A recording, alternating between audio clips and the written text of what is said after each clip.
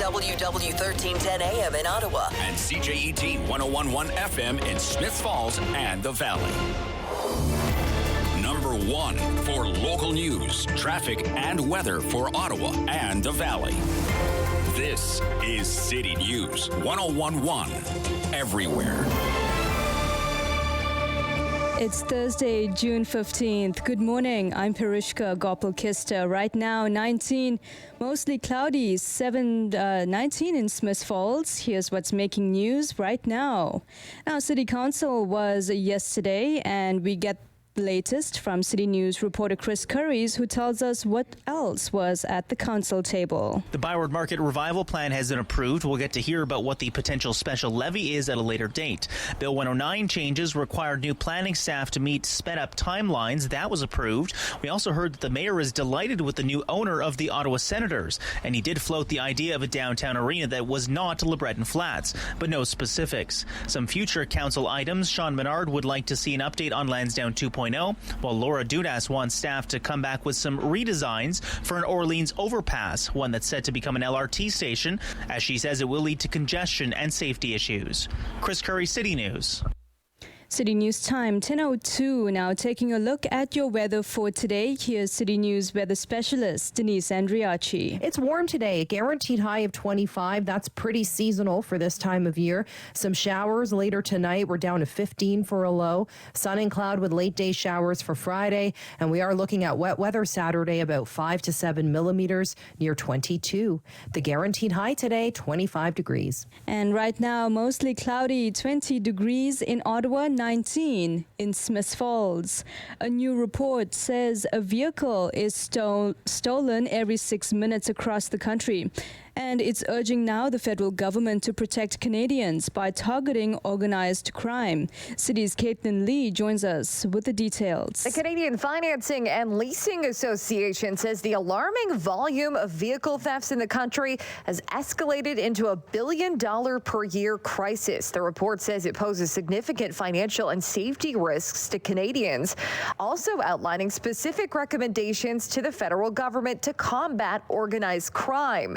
The reason, the CFLA says vehicle thefts are providing financial support for illicit operations, such as drug trafficking, firearm smuggling, tax evasion, money laundering, and even terrorism. The association is speaking on the report this morning. Caitlin Lee, City News. And a new survey by the Healthcare of Ontario pension plan conducted by Abacus Data sheds some light on the impact inflation and higher interest rates are having on Canadians' retirement plans. Now, more than half of those surveyed between the ages of 55 to 64 saying if inflation keeps going up, they will have to push back their intended retirement date. Now, despite rising costs, almost 70% of people surveyed said they would take lower pay in exchange for a better pension. City News time, it's 10:04. I'm Pirushka Gopal-Kista. For more local news anytime, follow up online at ottawa.citynews.ca. Connecting you and your community. This is the Sam Laprade Show on City News 1011 FM and 1310 AM. Thank you so much for spending time with us here on City News. I'm Sam Laprade. We have a very busy show for you today. Lots of news, of course. We're going to be bringing all of that to you throughout the day. I wanted to connect with lots of different people today. We're going to be spending some time with Patrick Fafard. We spent some time with him a couple of weeks ago. He's the senior investigator with Global Strategy Lab and a professor at the University of Ottawa, Faculty of Social Science and Faculty of Medicine. What we spoke about a couple of weeks ago is the change in Dr. Kieran Moore, which was I find very different since he was the medical officer of health for Kingston and now, of course, our medical officer of health here for the province of Ontario. We're going to be talking to him about public health decision making. And it's more than just following the science. I'm really looking forward to this conversation. Patrick was a great guest a number of weeks ago, so I look forward to that. Douglas Lai joins us, of course, here every week as well to talk about everything in terms of wealth. He's a wealth advisor with Scotia Wealth Management. We're going to be talking about guaranteed investment certificates, those GICs. Do you have any? Are they where you should be heading? We're going to be speaking with him. David Coletto is going to be here as well. You know, I love to talk a little politics. David Coletto is going to talk federal politics with me. He's from Abacus Data. I wanted to spend time with a guest we've had here on the show a number of times. Always enjoy my time with him, and that is David Laprade. Hi, David. Good morning. Wonderful to have you on the show. A lawyer, disability advocate with Accessibility for Ontarians for Disabilities Act Alliance. David, talk to me a little bit about Bill C-22. Give us a sense of what this bill is about. Well, it's quite a saga. At least 1 million Canadians with disabilities now live in poverty. And to their credit, the federal government announced about 3 years ago that we need to fix that. People with disabilities should not live in poverty in Canada. There's a hole in the social safety net, said the Trudeau government, and they want to fill it. And that's very good. And they said they want to create a new national social assistance benefit called the Canada Disability Benefit. And that's good. And they proposed a bill, Bill C-22, to create it. And that's good. The problem is the bill's full of holes. It doesn't let us know what the amount is, who's eligible. It's only limited to people who are working age, and disability poverty certainly doesn't end at 65. And it leaves pretty much everything to cabinet to make regulations deciding everything, and that means a future cabinet could gut everything. So when this bill got before Parliament, a number of disability organizations, including the one I have the privilege of leading in a volunteer capacity, we went to Parliament, the House of Commons last fall, and said, this needs to be strengthened. The government said, no, just pass it as is. It's urgent. Well, we managed to get some amendments passed, not enough, but some, to strengthen it. Then it went to the Senate this spring. And we and a number of disability groups went to the Senate and said, hey, can you strengthen it more because it's still really weak? And the federal government orchestrated quite a campaign to say to the senators, no, just pass it as is. Don't make any amendments. Well, the Senate made a few amendments at the request of a number of our groups, including mine. And then the question came, will the House of Commons ratify the Senate amendments? Because the law can't become a law until it's passed in identical terms by both houses of Parliament. So the big day was yesterday, and the federal government had been lobbied by people with disabilities from around the country saying, please ratify all the Senate amendments. Well, there was partial good news. The government agreed to ratify all of them except one. I'll tell you about that one in a sec. But now it's got to go back to the Senate again. Okay. Because the Senate has to pass it in the same terms as did the House. We expect that they will. What's the amendment that they refused to ratify? This is totally bizarre. It's an amendment that we really need that provides that if you're a person with a disability in poverty and you get long-term disability benefits under an employment contract or private insurance, that when that payment is made to you by the federal government, the insurance company can't scoop it back. That they can't claw it back because money that the federal government needs to pay to an impoverished person with disabilities who lives in poverty in order to lift them out of poverty, that federal money shouldn't end up instead in the bank account of a rich insurance company. Now, who could disagree with that? Right. The federal government didn't dispute that this is a problem, but they claimed wrongly that the federal government can't regulate this. Only the provinces can. And they got the constitutional law completely wrong. And the losers are people with disabilities who live in poverty and who are on long-term disability. So this clawback then would leave people in an even more precarious situation. Well, no, they wouldn't be any better. The federal government would be giving the money to lift them out of poverty, which would not lift them one dime out of poverty. It would lift the profits of private insurance companies. Now, let me just explain to you. I'm going to give you constitutional law in literally 1 second. The federal government said, oh, private insurance, that's something for the provinces to regulate. That's true. But the federal government has what's called the spending power, and they can spend their money on what they want. That's why we have the Canada Health Act. That's why we have a lot of shared cost programs, federal and provincial, and so on. That's been the practice in Canada for decades. And the simple basis of the spending power is if the federal government can tell you who should get the money, they can also say who shouldn't get the money. And all this amendment says is this money is meant for poor people with disabilities. It's not meant for rich insurance companies. Rich insurance companies, keep your hands off. And there's ample authority there's authority from the Supreme Court of Canada that supports us. But other than yourself, David, and your group, who's advocating for you? Do you have anybody in the Senate or any MPs that are sort of on your side and trying to help you here? Well, the Senate passed it. There were senators supporting it. But here's the important thing. The need for this amendment was not identified by us. It was identified by two expert lawyers in Toronto, lawyers with expertise in this. They went to the Senate to present this concern, and their concerns were endorsed by every provincial trial lawyers association in Canada. That's a lot of lawyers. Right. So there was a lot of legal might behind this, but we endorsed it. I myself practiced as a criminal and constitutional lawyer for the provincial government before I retired. I've taught in the area of constitutional law, and so this isn't new to us. And the federal government just took this ridiculous position, and just so that the responsibility is fairly shared, we asked the NDP, we asked the Conservatives, we asked all the opposition parties to use their majority in the House of Commons to override the Liberals yesterday, and they didn't.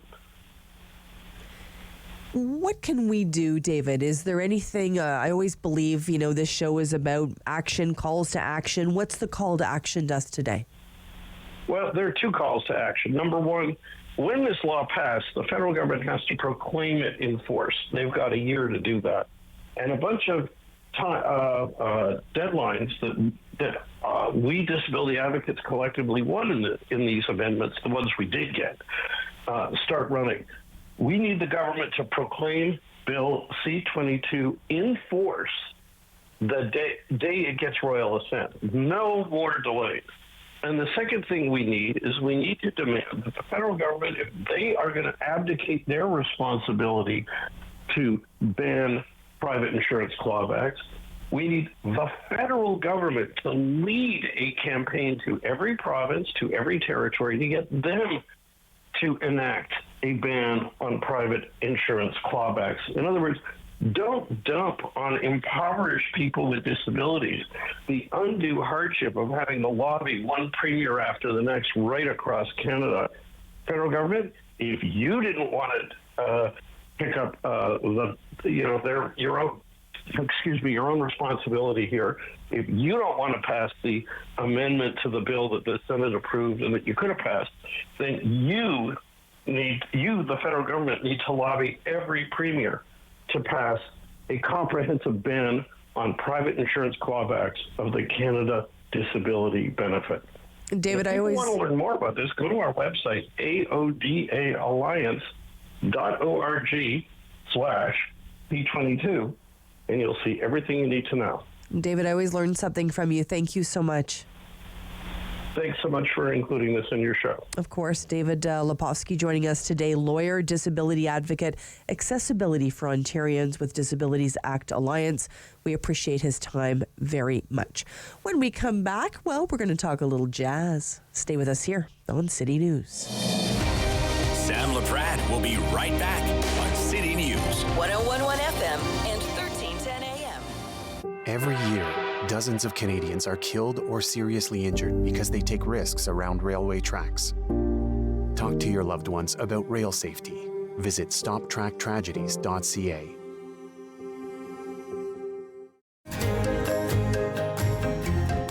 Rogers TV presents a series of original creative stories animated by storytellers for children of all ages. Join us for Ottawa Storytellers.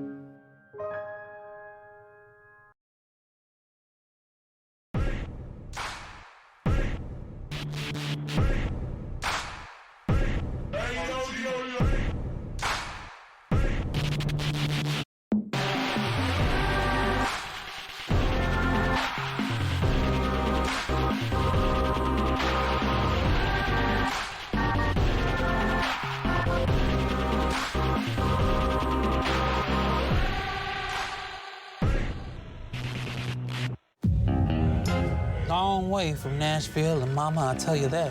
Performed from Montreal to Boston to Los Angeles. But Toronto, that's my chosen home. Sure, when I'm walking down Yonge Street, I see some funny people who have the nerve to point the finger at me. And grin and smile and whisper. My song was #2 on local radio. It sold 10,000 in Toronto alone. Turned down Ed Sullivan because they asked me to remove my makeup. Wouldn't do American Bandstand because of their segregation policies. I was just being me. Never tried to explain myself to anyone. And besides, none of that to worry, Jackie, because I know I look good. Got a new way of loving, baby. Thought I want to teach it to you. Jackie Shane was a pioneer transgender soul singer, a central figure in the Toronto R&B scene. She helped shape what we know as the Toronto sound. Today, I helped a senior find transportation to an important medical appointment. Today, I helped a new mom find virtual programming so she didn't feel so isolated. Today, I helped someone understand new government supports. Every day, 211 navigators connect Canadians to critical government and community programs and services. 211. Help starts here.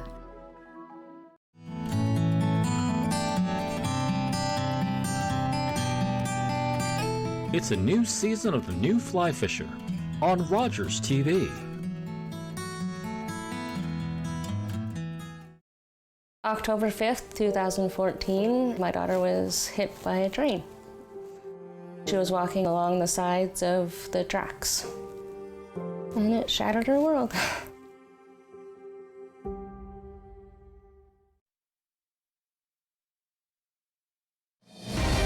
The Sam Laprade Show continues on City News. 1011 FM and 1310 AM. And we're back. I'm Sam Laprade, and I've invited the one and only David Smith, the host of the Talk Back Hour, into the studio today. David, I miss you. You miss me? Well, we used to work together all the time, and now I only cross you at the door here every day. Briefly. It's not the same. Briefly. Very briefly. I thought that would be a relief for you. You miss, well, it's good to be missed, I guess. Yes, absolutely. We used to have some heated discussions about things going on, and now you have those discussions with callers during the Talkback Hour. I listen every single day. Big topic, of course, today was of course the Senators, the Ottawa Senators. Where are they going to play? This is a new sort of whole element to this debate about the future of the Ottawa Senators, and it's all very up in the air. It's very preliminary right now. It all has to do with comments made by Mayor Mark Sutcliffe both yesterday after the council meeting and this morning again with Rob Snow on City News. So the way that I see it, Sam, tell me if you agree with this or not. Okay. For years, we've had kind of some inertia on this file where it was basically settled. If the Senators are going to move out of Canada, they'll move to LeBreton Flats eventually. Now Mayor Mark Sutcliffe is saying if they want to do that, fine. If they want to do that, that would be fine. No problem with that. But it would also be great if we could have them right downtown, wouldn't it? He said yesterday, LeBreton Flats is close to downtown, but it's not actually downtown. And now he's talking about these buildings that the federal government is trying to offload from their portfolio. Right. And one of those properties it has put up on the market is the corner of Laurier and O'Connor. They have 2 office towers there and a small shopping center. They own the entire city block. So when I hear the mayor talking about all of these things, I have to think, he sounds like he's given it a lot of thought. He's a pretty smart guy. Let's think about what Mayor Mark Sutcliffe might have on his mind. Well, if there was an opportunity to, say, maybe do a land deal with the federal government, get a block of downtown Ottawa for cheap, maybe we could build an event center in downtown Ottawa. Wouldn't that be something? Wouldn't that be a whole new element to the debate? Well, I can guarantee you that he's given it some thought. We know Mark well enough to know that the mayor would have given this thought before saying anything about it. So the life has changed through the pandemic. This wouldn't have been a conversation we would have had in 2019. No, it would not. Because, of course, all those federal employees would have been occupying those buildings, and some of those businesses obviously still occupying those businesses. I do think now is the time to explore those things. The one thing that I will say, I was a bit surprised, I think many people were, when Gary Bettman came to town, NHL commissioner, he sort of looked around, he said, I don't think 6 acres is enough. You may need more space. So I think these discussions are definitely important to have at this stage. Now we have a new owner, of course, of the Ottawa Senators, Michael Andlauer. So those conversations are important to have now. What we don't want to do is put a shovel in the ground and then be able to sort of say, hey, we should have thought of. So let's have those discussions. And the now. response that I got from the listeners today, Sam, how feasible is it? It would be very nice. It would be very nice. It would be shiny and new, and major cities usually have major attractions downtown. But when we just think about the geography of Ottawa and how the city is laid out and where the train line is, would it be even possible to put it any closer to downtown than what is proposed at LeBreton Flats? I think that's a key consideration. It's going to be really interesting because the LeBreton Flats area, I mean, we have to remember, and this is lost on many people, and I want to remind everybody, that land was originally, of course, Anishinaabe land. You know, I mean, this is, and then people were expropriated from that land only 30 years ago. This is not a long time ago, you know, 30, 35 years ago. And then it sat like it has sat for so many years. So whatever's going to happen with LeBreton Flats, and I really hope, I'm having some hope with Toby Nussbaum as the head of the NCC, that they are being more transparent. They are looking at things. What I don't want to see is my grandchildren saying, boy, I wish they do something with LeBreton Flats. Remember when they were talking about building an arena at LeBreton Flats? Exactly. Whatever happened to that? Mom used to talk about, Grandma used to talk about that on the radio. We don't want that. David, appreciate your time always. Thanks so much for chatting with us. Of course, you want to spend some time with David every single day, 9 to 10 on the Talkback Hour, the one and only David Smith. Now, I know something about David Smith. He loves jazz. So do I. We wanted to speak with Petra Kankura today. Petra, how are you? I'm great. How are you? Petra, thanks so much for joining us. Programming manager for the Ottawa Jazz Festival. And this is a big event every year, which we love. Tell me a little bit about this, Peter. Well, we are at kind of our favorite home, which is Confederation Park. We're using City Hall, Marion Dewar Plaza. We've got a really great week lined up for everybody. It starts on June 23rd and goes right through to the 30th. And something we've added actually this year is a week of local performances at clubs around the city that present jazz on a regular basis. We've called it Homegrown, and it's because sometimes we bring in all these great names from out of town, and the local talent gets a little bit lost. So this is a way to highlight some of those clubs and musicians.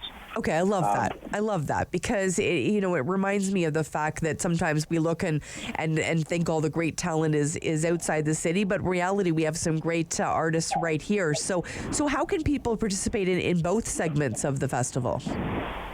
So if you go to our website, which is ottawajazzfestival.com, one of the first things you'll see is you'll see the lineup to our main festival, but also a big banner that says Homegrown, and you click on that and the schedule is there. The beautiful thing about that is it's free to the public, and each venue is providing a little discount on food and beverage if you show your festival pass. So a little bit incentive to get your pass if you haven't gotten it already. But it's all free, and the schedule is right up on our website and our app as well. Oh, I love that so much. And this is always a big highlight, kicking off, of course, the festival season. Lots to talk about always. And in terms of the lineup, we're seeing lots of great talent here. Is there anybody you want to highlight? Well, I think the opening night, which will be featuring Feist on the main stage, is going to be quite a spectacle. She's planning quite a production above and beyond some of the other shows. So that'll be something not to miss. And Lord Chiron is we're all pretty excited about that. And then we have a couple of legends, Herbie Hancock and Buddy Guy, who, if people haven't seen those, I mean, who knows how long these guys are going to tour, but Buddy Guy was there at the birth of the blues. Some of those guys, and same with Herbie Hancock, played with Miles Davis. So it's a real treat to see these icons play. Well, it is impressive. Honestly, I'm on the website now, seeing all of the different opportunities for people to get engaged. It just seems like performance after performance, and the diversity as well. I think that might surprise people to see the age categories, the different nationalities represented. It's wonderful to see people participating in the Jazz Festival this year. Yeah, definitely. I really highly encourage people to check out check out our social media, all our blogs, because there's a lot of hidden talent. We really take pride in curating this festival. It's not just what's hot on iTunes or Apple Music or Spotify. It really is carefully curated, and you have some really beautiful acts that are, I would call them the hidden gems, and you don't want to miss those. Everybody who always comes to the fourth stage and the NAC. Absolutely. We don't want to miss any of it. The Ottawa Jazz Festival, of course, kicking off June 16th with some of that wonderful homegrown talent, and then running right through until June 30th. Peter Kankura, thanks so much for spending time with us. Thank you so much for having me. Peter's the program manager for the Ottawa Jazz Festival. That's a pretty cool gig, to have that gig. We wanted to spend some time as well today with Patrick Fafard. He is the senior investigator with Global Strategy Lab. He's also a University of Ottawa professor. We're going to be talking to him a little bit about making health decisions. And we're hearing it's more than just following the science. I cannot wait to dig in here. Stay with us on City News.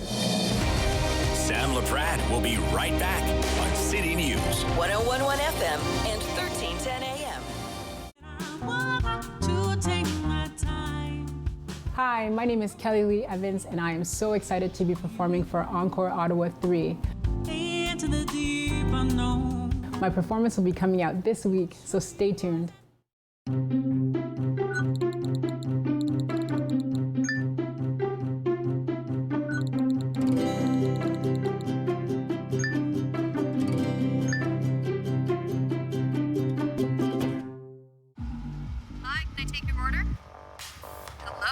Oh, hey. Wait, what was the question? Let me guess. One driving high combo, extra baked? No. Could I get a burger with a side of fries? Think you're a better driver when you're high? Think again. Smoking weed affects reaction time and concentration. A message from Mad Canada. Hey everybody, my name is Karen. I'm here with my best friends Shane and Monique. Join us on Rogers TV for Fitness Faction. Every week we're going to take you through a full body workout. We've got strength training, we've got cardio, we've got HIIT. Ladies, let's get back into it. I think we've got 10 more skaters. Let's go.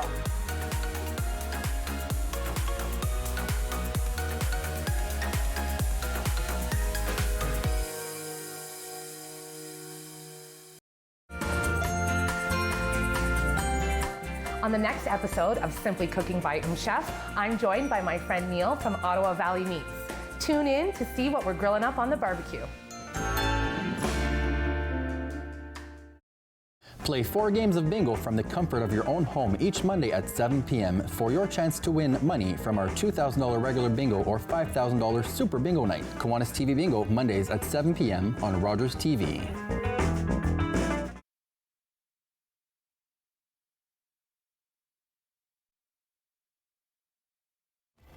Number 1 for local news, traffic, and weather for Ottawa and the Valley. This is City News 101.1 everywhere. It's Thursday, June 15th. Good morning. I'm Perushka Gopal-Kista. Right now, mostly cloudy, 20 degrees in Ottawa. Smiths Falls, 21. Here's what's making news right now. Inflation and higher interest rates are being cited as the main reasons Canadians are struggling to save for retirement. The Healthcare of Ontario Pension Plan conducted a survey with Abacus data and found that in the last year, 44% of respondents have not set aside any money for retirement. Now, of those surveyed between ages 55 to 64, more than half say that they will need to push back their intended retirement date if inflation keeps rising.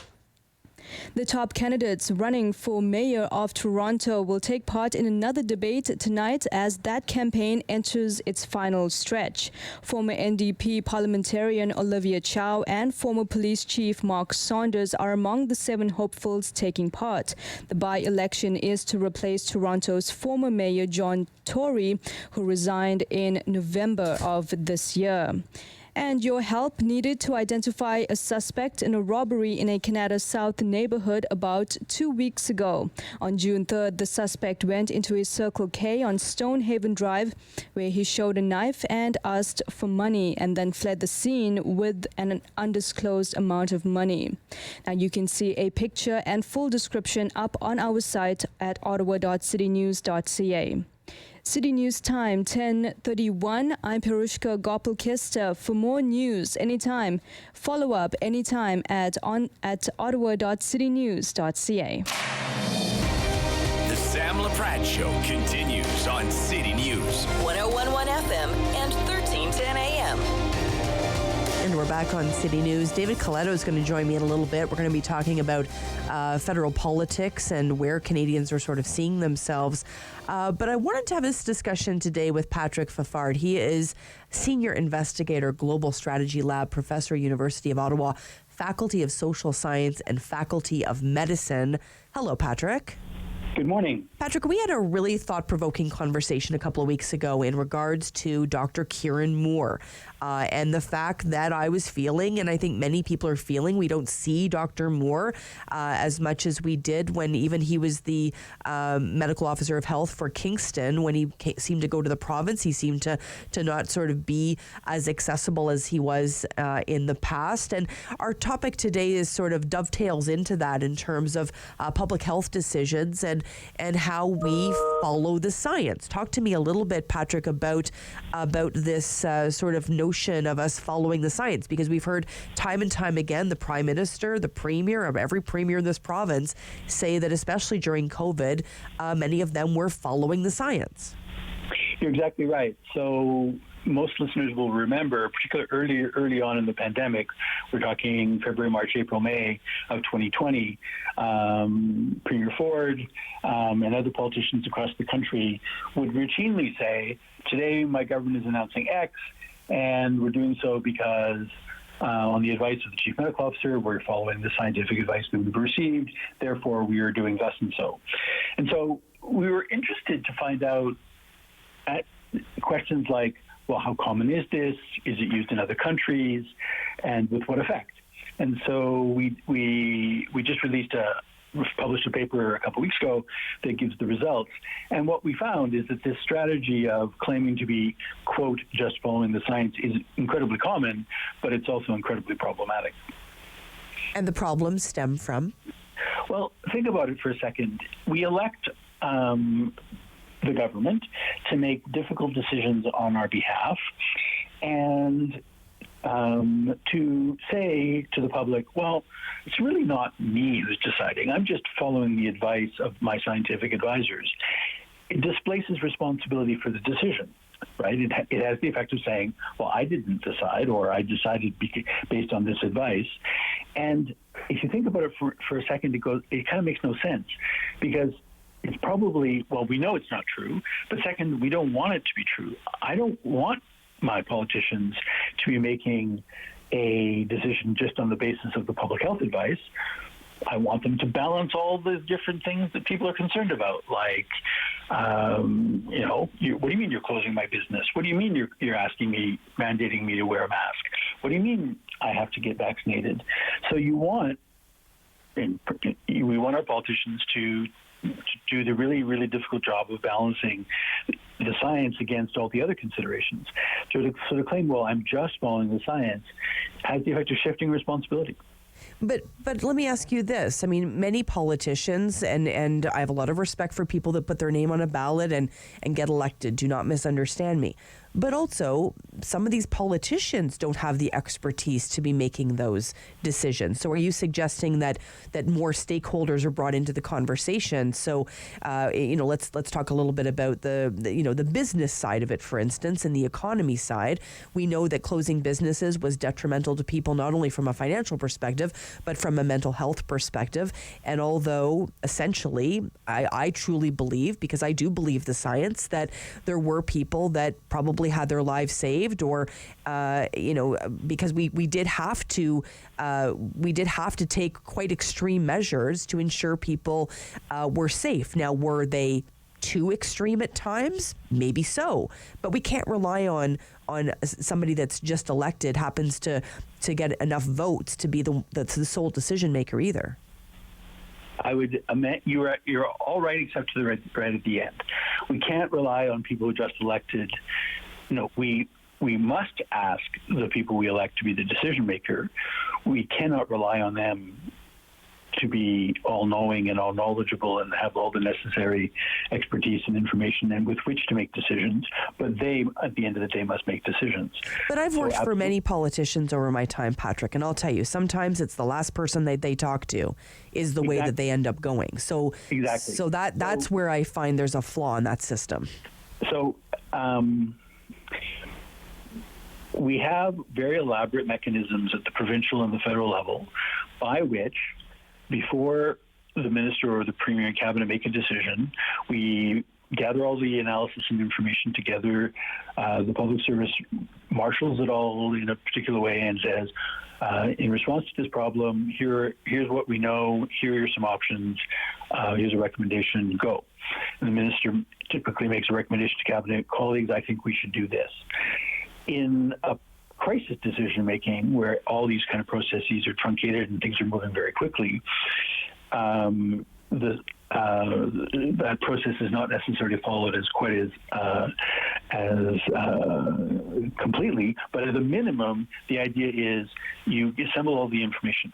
When Premier Ford said repeatedly, I'm making this controversial decision because I'm just following the science, or I'm just following the advice of Dr. Williams, or I'm just following the advice of Dr. Moore, it was as if all the other considerations were not important. But we know that's not true, because we know that the Ford government was often very late in ordering lockdowns in the fall of 2020, for example. Well, that was because they were doing what they were supposed to do. We may not like the outcome. We may not like the fact that they delayed and that they were late as compared to other provinces. Conversely, we kept schools closed for a long time, and they tried to tell us that it was just based on the science, which obviously was not the case. They were making a balance. We know we like the outcome, but to say, as they often did, and it varies between premier and between country, that they were just following the science, is sort of to treat the public as being a little bit naive, because it was manifestly not the case. And so what we find, and what the argument we try and make in the paper is, it's not that we want decisions not to be based on the evidence. On the contrary, but at the same time, we want to make it very clear that we make the premier and our politicians are clear about who's advising as opposed to who's deciding. So is this a conversation, Patrick, that is happening? Obviously, I mean, many people have used the analogy that they were building the plane while it was flying, right? I mean, we think back to March, April, May, June, even into July. I would argue even probably the full year, right? That for that full year, it was very much trying to construct this thing while we were up in the air. So from that perspective, it was very, very challenging. But where I get a little bit nervous is that when we think about different lobbying groups have different pots of money. What I wouldn't want to see is that one lobbying group or one sort of get the attention of government because they have more resources than another, right? So that's another big piece of this puzzle. There was people that had the ear of the premier and the ear of the prime minister, or all the premiers and the prime minister at the time, that many ways sort of helped guide that when the science was at the heart of it, and they were relying on the science. But why does one province close so much earlier than the other, and why did one province open up so much earlier than the other, right? So at the end of the day, that was challenging for so many people. It is challenging, but that's sort of how I got into this in the first place many years ago. The science, at least in theory, the science is the same for all provinces, right? They all have more and less access to the research as it's coming out. And yet, time and time again, and we saw this during the pandemic, governments make different choices and different policy mixes. They do things early, they do things late. That's always the case. So when a politician goes before the public and says, well, I'm just following the science, if you remember the public, you might ask yourself, well, hold it. Why is Quebec doing it earlier or later than Ontario? If you're just following the science and the science is the same, that makes no sense. Well, the obvious answer is it's because it's not just about the science, it's about balancing a variety of considerations. But you're absolutely right. It's not about making decision-making science-free, on the contrary, because you're right. Otherwise, we then are left with wondering, well, who was the most effective lobbyist? But it is about making sure that responsibility for decision-making lies with the people who we elect to make those decisions. At its extreme, in our research, we found that in some jurisdictions, the politicians used it so much, and Boris Johnson in the United Kingdom would be an example, Premier Kenney in Alberta would be another. They used the phrase follow the science so much that the public actually got confused, and in Alberta, people began to wonder, well, hold it, is the chief medical officer the one making the decisions? So that's an extreme example of where this can go too far. But you're right, ultimately, the science is a bulwark against just, really effective lobbying. But our research was focused less on that than on what happens about its overuse, not its underuse. Right. And also, what we've learned, and I've asked this question of many people. I don't know who's doing the deep dive into the postmortem, if you will, on what's happened. Like, I don't know who is doing that. Is there? I'm asking you. Is there some group? Is the government? Is somebody looking back on how everything was handled to have the learnings for, dare I say, Patrick, another pandemic? Well, that's a very fascinating. I'm delighted that you asked that question, because I just was at a conference for the last couple of days where this question came up repeatedly. So in the United Kingdom, they launched an inquiry. It's held its first public hearings this week. Sweden had an inquiry, and it was started and it's completed. But in Canada, for some reason, no provincial government has committed to a full-blown post-mortem lessons learned. There is a truncated version, a highly politicized version in Alberta. And so, the question arises, so are we going to systematically go back and ask what we did right and what we did wrong and what lessons can we learn?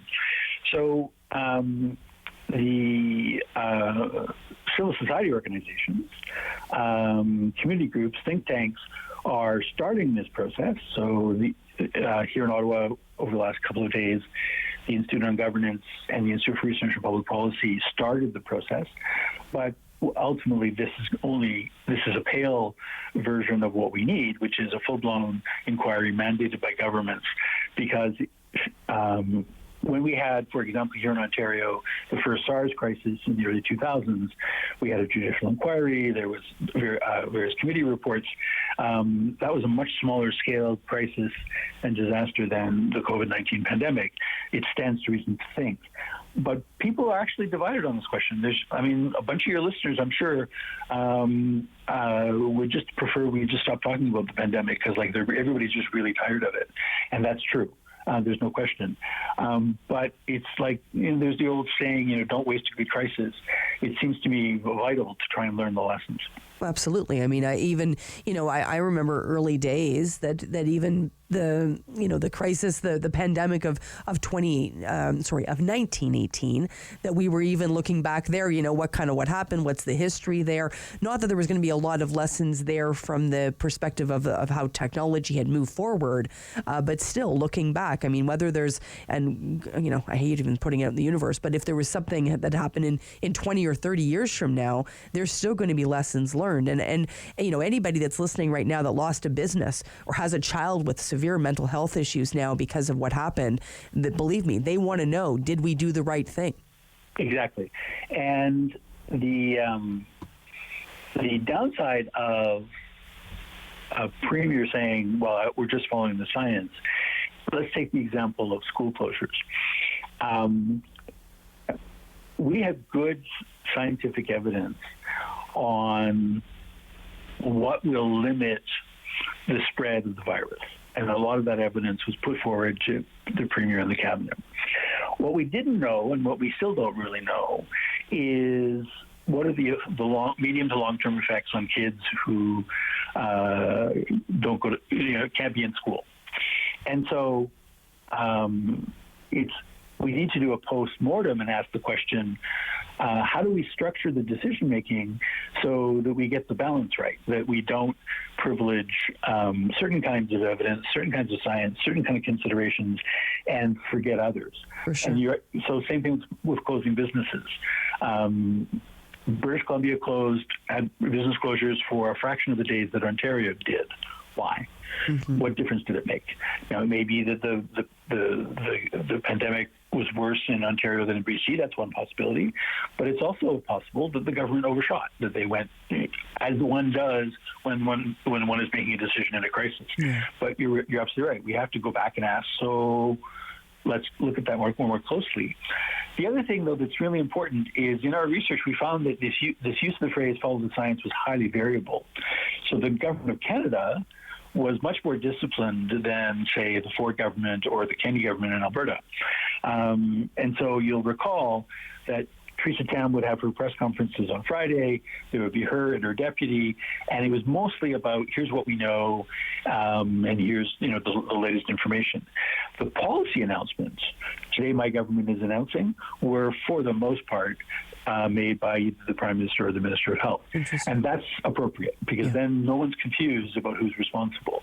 Whereas in other provinces, especially in 2021, in Alberta, for example, the Chief Medical Officer was like this Chief Government Spokesperson.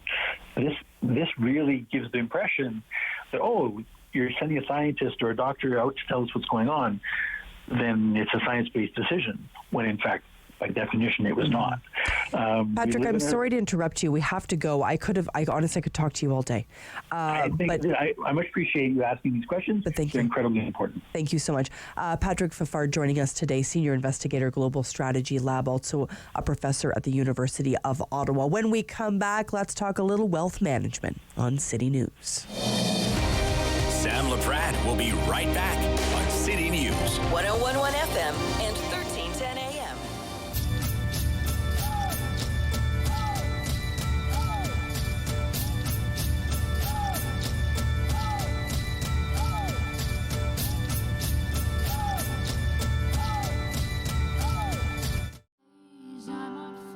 Hi, I'm Danielle Allard, and I am a proud Ottawa born and raised singer-songwriter, and I'm part of Encore Ottawa 3. I really hope you like the music and just come and see all of the talent that Ottawa has to offer.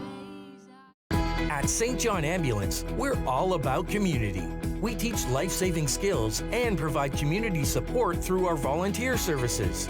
All St. John Ambulance product sales and training registrations support these important services. Volunteer, donate, or enroll in a program today so we can continue to have an impact on our community. Visit sja.ca to learn more.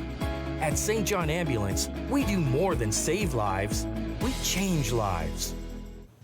On Thursday's Daytime Ottawa, we're going to tell you how just changing your eating habits can help slow down the aging process.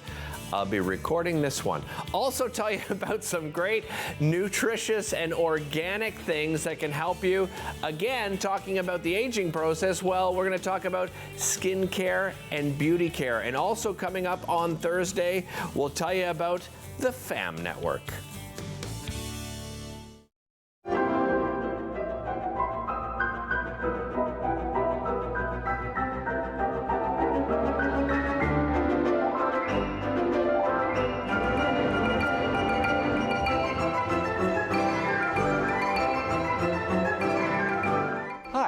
I'm Julian Armour from Music and Beyond. Join us for a new show this spring on Rogers called Music and Beyond Presents. Are you low on food? Struggling to pay the bills? Overwhelmed by life's challenges? When you need support but don't know where to turn, just dial 211. 211 connects you to the programs or services near you. 211, how can I help you? 211. Help starts here. Hello, I'm Jim Deeks, host of Canada Files. I hope you'll join me each week for interesting and informative discussions with some of Canada's most impressive people. Every year, dozens of Canadians are killed or seriously injured because they take risks around railway tracks. Talk to your loved ones about rail safety. Visit stoptracktragedies.ca.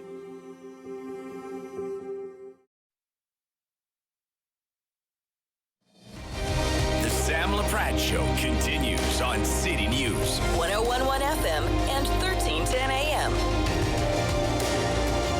Well, I always learn something from Douglas Lai, Wealth Advisor at Scotia Wealth Management. Hi, Douglas. Hi, Douglas. How are you? Very well. Yourself? Great. Let's talk a little GIC. For those that may not be familiar with this type of investment, talk to us a little bit about it. Well, GICs have drawn the attention of many investors today, especially with interest rates increasing rapidly, over the course of a bit over a year in Canada. And so for listeners who aren't as familiar, a GIC, which stands for Guaranteed Investment Certificate, it's basically a savings product that is a loan you make to a financial institution. And so you receive a guaranteed rate of interest, but your money's typically locked in for a predetermined amount of time, say, 1 year or 5 years.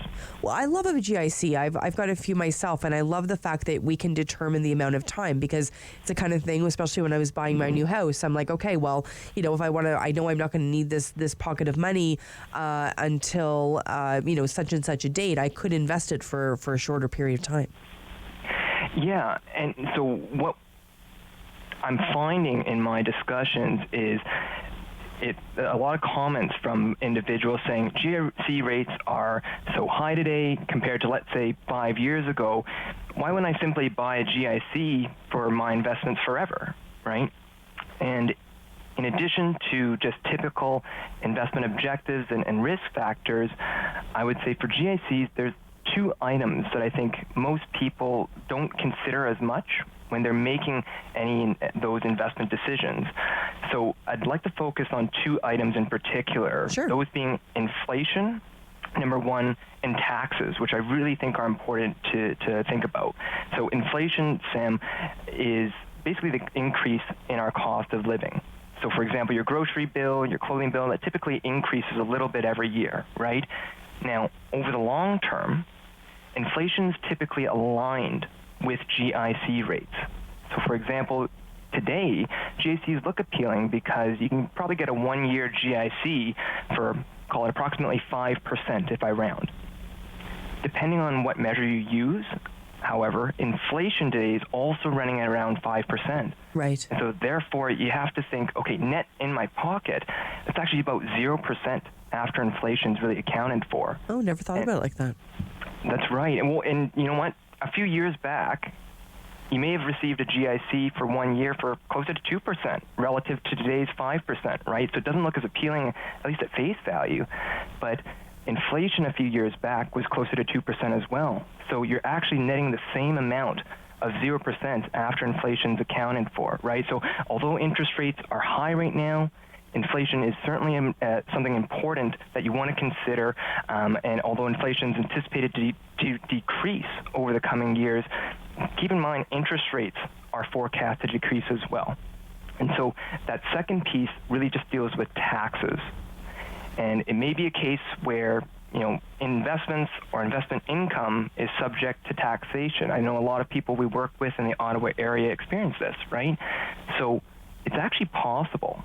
What really truly goes in your pocket after you make an investment could be negative at the end of the day when you factor both inflation, which kind of pulls you back on one hand, and even taxes, which pull you back further behind, right? Now, granted, just bear in mind, we recommend any individual seek your tax professional, your financial professional, to make sure you have that guidance based on your unique circumstances. So let's talk about other options then, because of course my mind goes to, well, what should I be doing, Douglas? It's a really interesting time right now.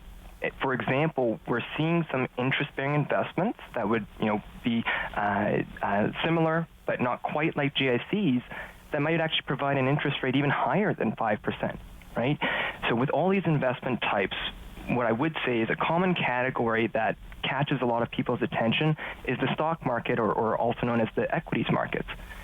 Now, in simple form, owning a stock means just partial ownership in a company, and when you invest in a stock, you normally hope that your investment increases in value over time. So you put $10,000 in, and it grows to $12,000.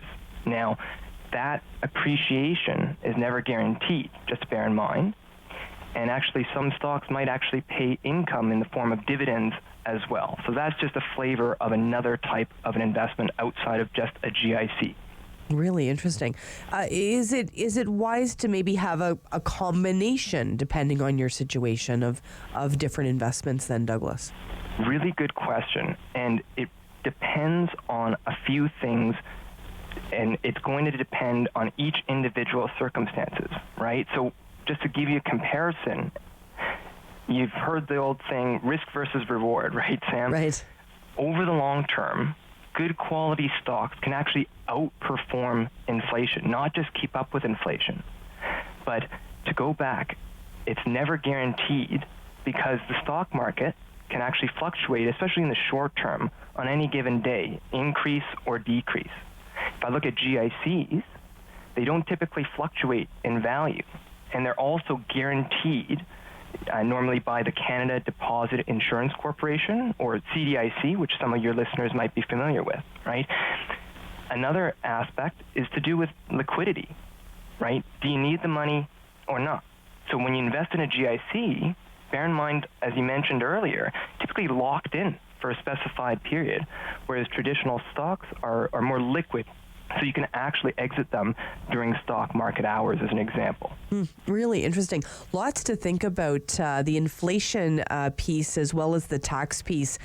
This is why we call you, Douglas, because this is not my area of expertise, but I always learn something. Thank you so much. It's my pleasure, Sam. Thanks so much for having me. Always a pleasure. Douglas Lyde joining us today, wealth advisor at Scotia Wealth Management. Always learn something. This time every single week we get caught up with our friends at Scotia Wealth Management. They give us an opportunity to learn more about the financial situation. It's always changing, so we appreciate Douglas's time today. When we come back, David Coletto is going to be here from Abacus Data. He's got some latest federal polling numbers, and I want to take a deep dive. Stay with us here on City News. Sam Laprade will be right back on City News. 101.1 FM and 1310 AM.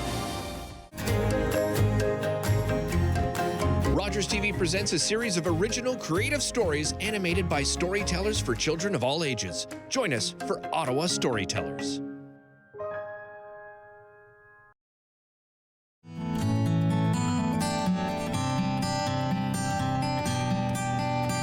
It's a new season of The New Fly Fisher on Rogers TV.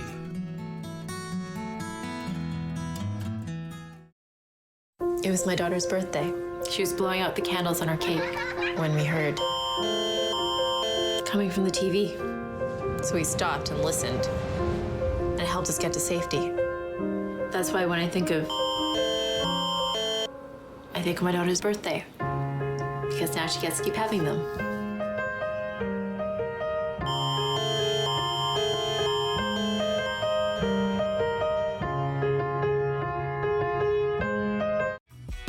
Hi, I'm Paula Roy, and it's my pleasure to welcome you back into my kitchen for another season of Paula Roy's Favorite Foods. My approach to food is pretty straightforward. Fancy is fine, but when you're in a time crunch or have a really hungry and patient family to feed, I say simple recipes made with wholesome ingredients that you probably have on hand are the best. And that's exactly what you'll find on Paula Roy's Favorite Foods on Rogers TV. October 5th, 2014, my daughter was hit by a train. She was walking along the sides of the tracks, and it shattered her world.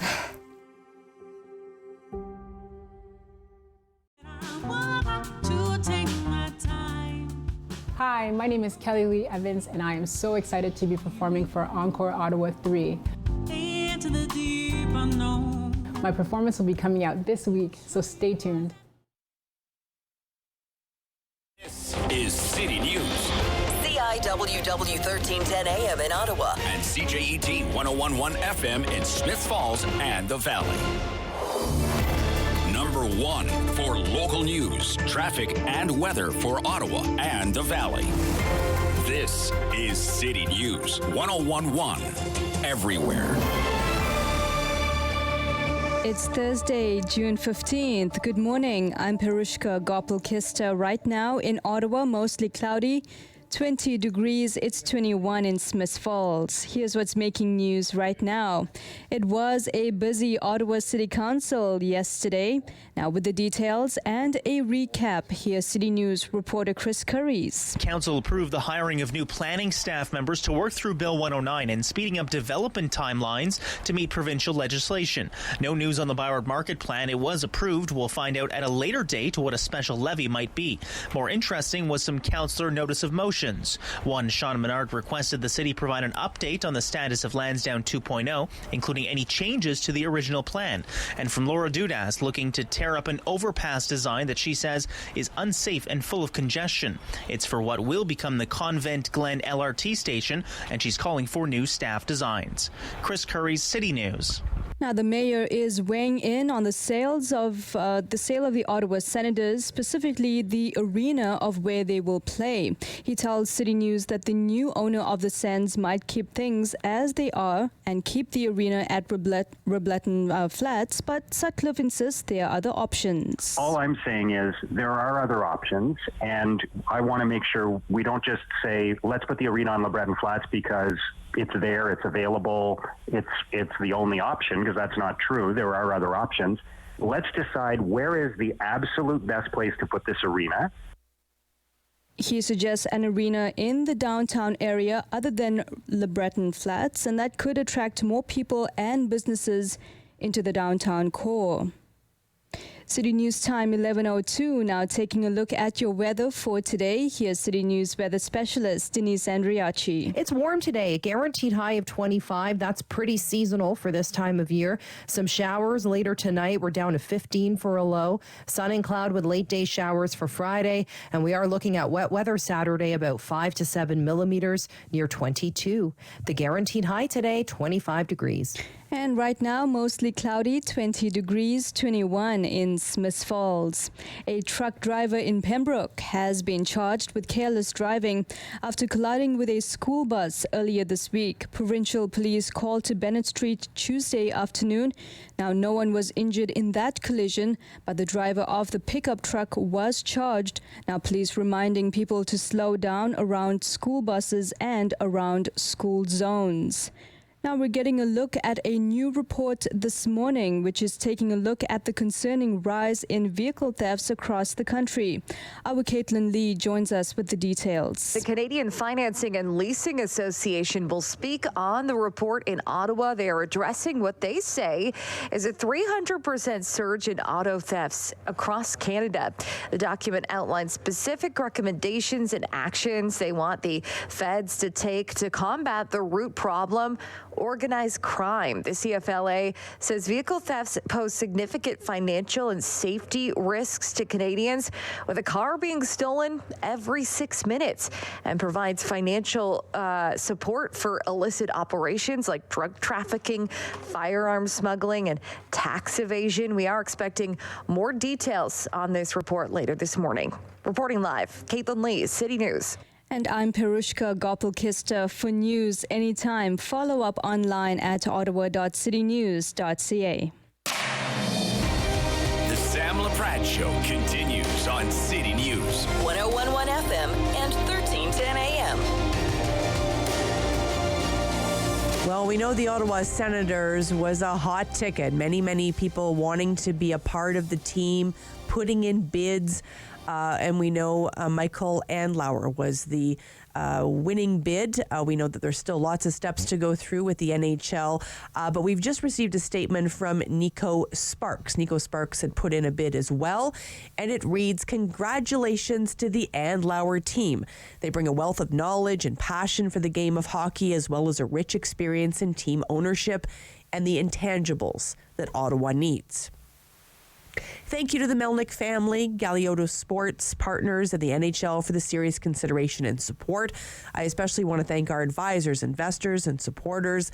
This includes the one and only Snoop Dogg, as well as Russell Peters, Donovan Bailey, and the incomparable and business savvy David Rubin Jr. and the Dragon's Den. And of course, thank you to our core team. And he names lots of different people there in terms of who he was working with. He also wants to thank the communities of the First Nations.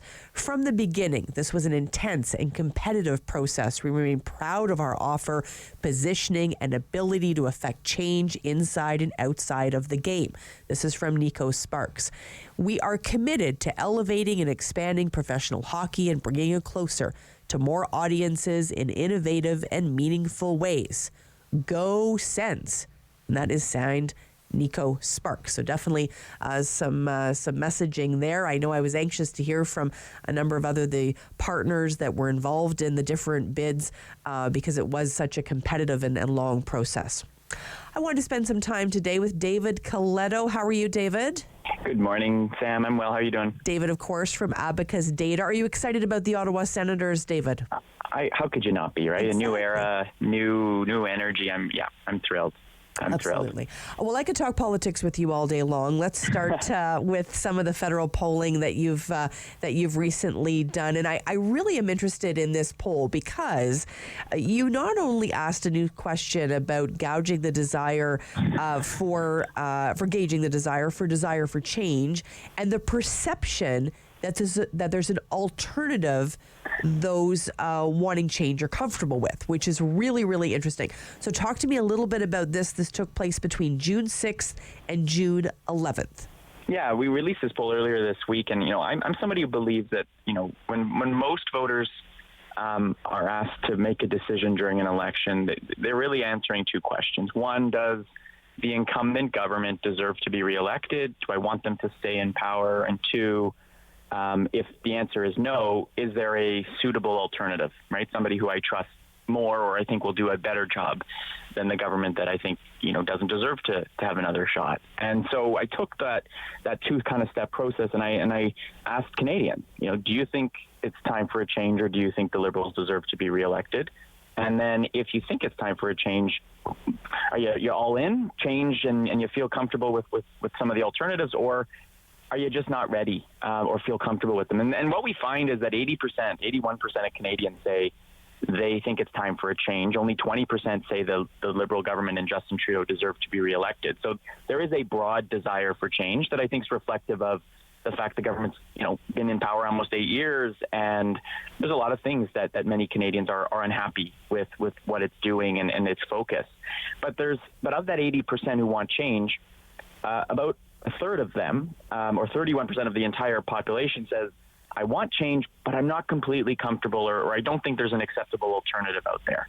And among that group, more of them are going to vote Liberal, even if they want change, than either, say, the Conservatives or the New Democrats or another party. And I think this is indicative of where our politics is today, right? Is that you have a sense of wanting change among most people in most parts of the country.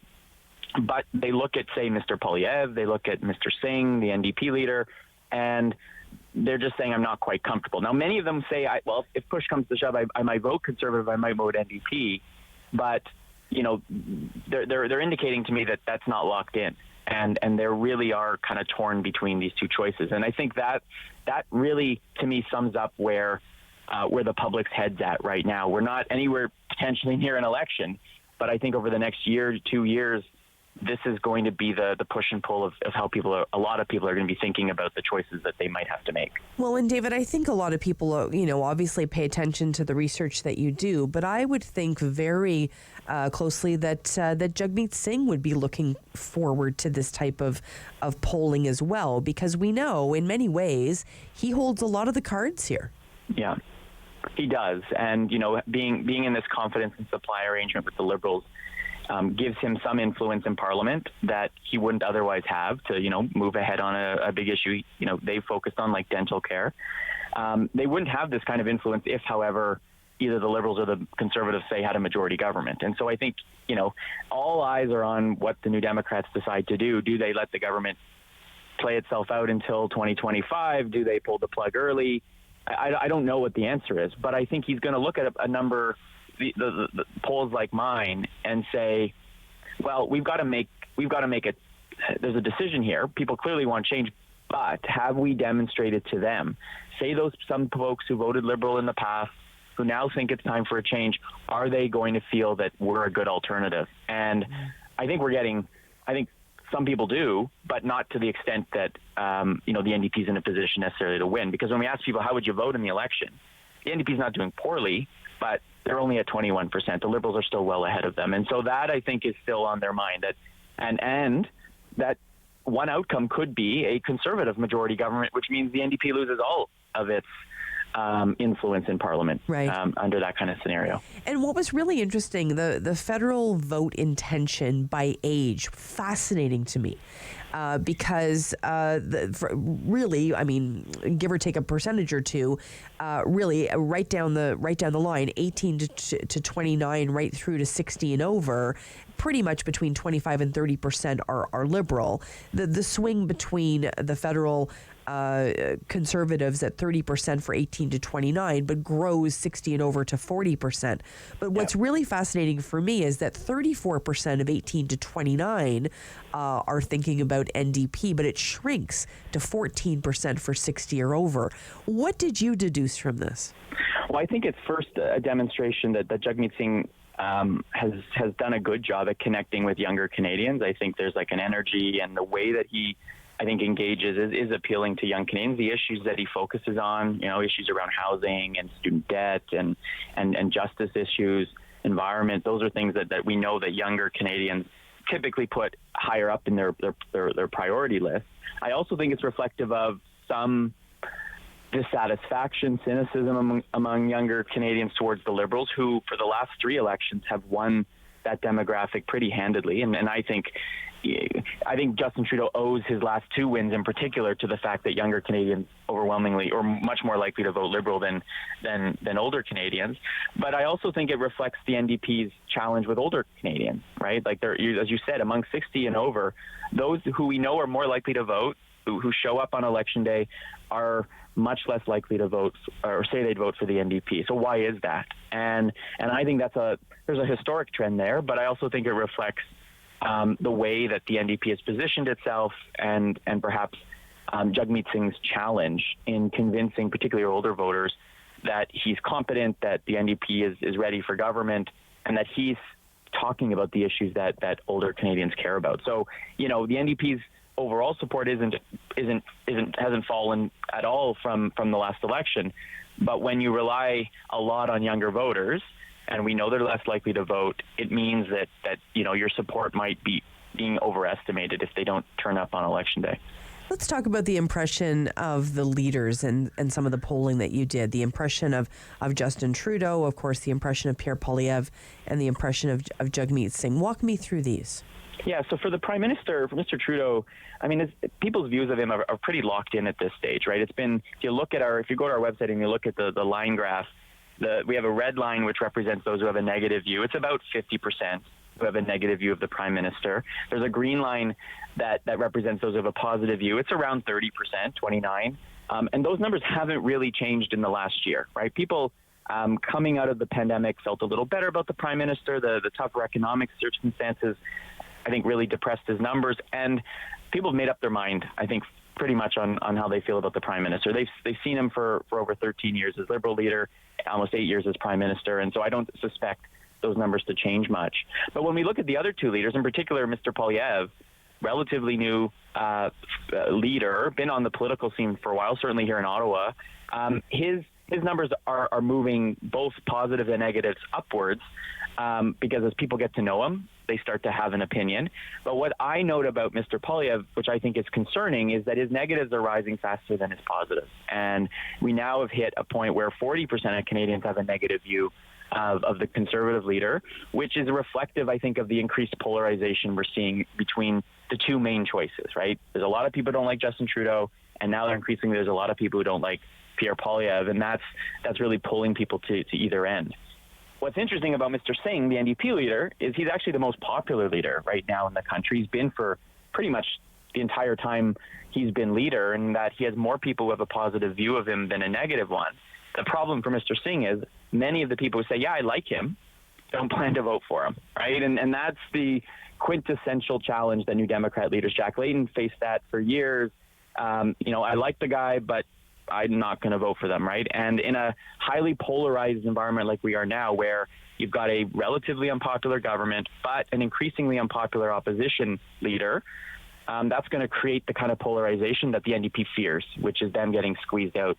Is getting squeezed out of that equation. So, really what it feels like is we're headed towards an election at some point in which both of the main party leaders turn off large numbers of Canadians, which doesn't lend itself to, good kind of politics and friendly conversations. But it keeps us in business, David. Lots of news, yeah. Thank you so much for spending time with us. David Coletto from Abacus Data. Thanks for chatting politics with me today. When we come back, Sam Hasty will be in the studio with us. Sam is one of my colleagues here at City News. We're going to get a chance to chat with her. And Stephanie Plant's going to join us as well, City Councillor for Rideau Vanier. Talk a little byword market here on City News. Sam Laprade will be right back on City News. 101.1 FM and 1310 AM.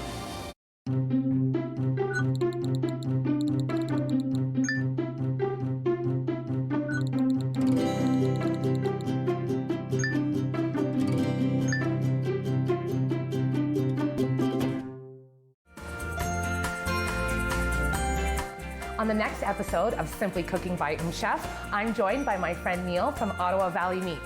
Tune in to see what we're grilling up on the barbecue. Your mouth can do a lot of amazing things.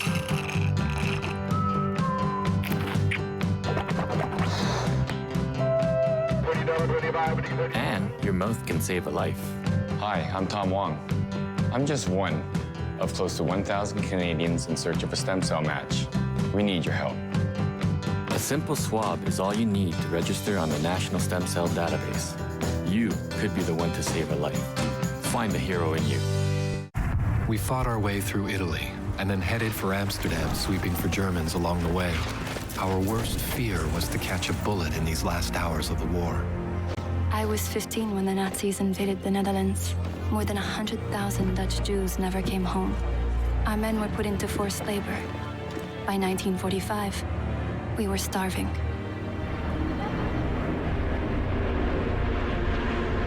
The food drops gave us hope. And then the Canadians came. Before Amsterdam, I couldn't have explained why we were there, all those years away from home. But the Dutch showed us why it mattered. Papa wanted me to bring some soldiers home to thank them personally. And that's when I first saw Wilf. And I invited him over that afternoon. Marguerite Blaise married Lieutenant Wilf Gildersleeve. They moved to Vancouver, where they raised 8 children. Today, the Dutch still remember the Canadians who liberated them. Today, I helped a parent feed their family by connecting them to a food program. Today, I helped someone connect with mental health supports. Today, I helped a couple struggling to pay their bills access financial aid. Every day, 211 navigators connect Canadians to critical government and community programs and services. 211. Help starts here. Play 4 games of bingo from the comfort of your own home each Monday at 7 p.m. for your chance to win money from our $2,000 regular bingo or $5,000 super bingo night. Kiwanis TV Bingo, Mondays at 7 p.m. on Rogers TV.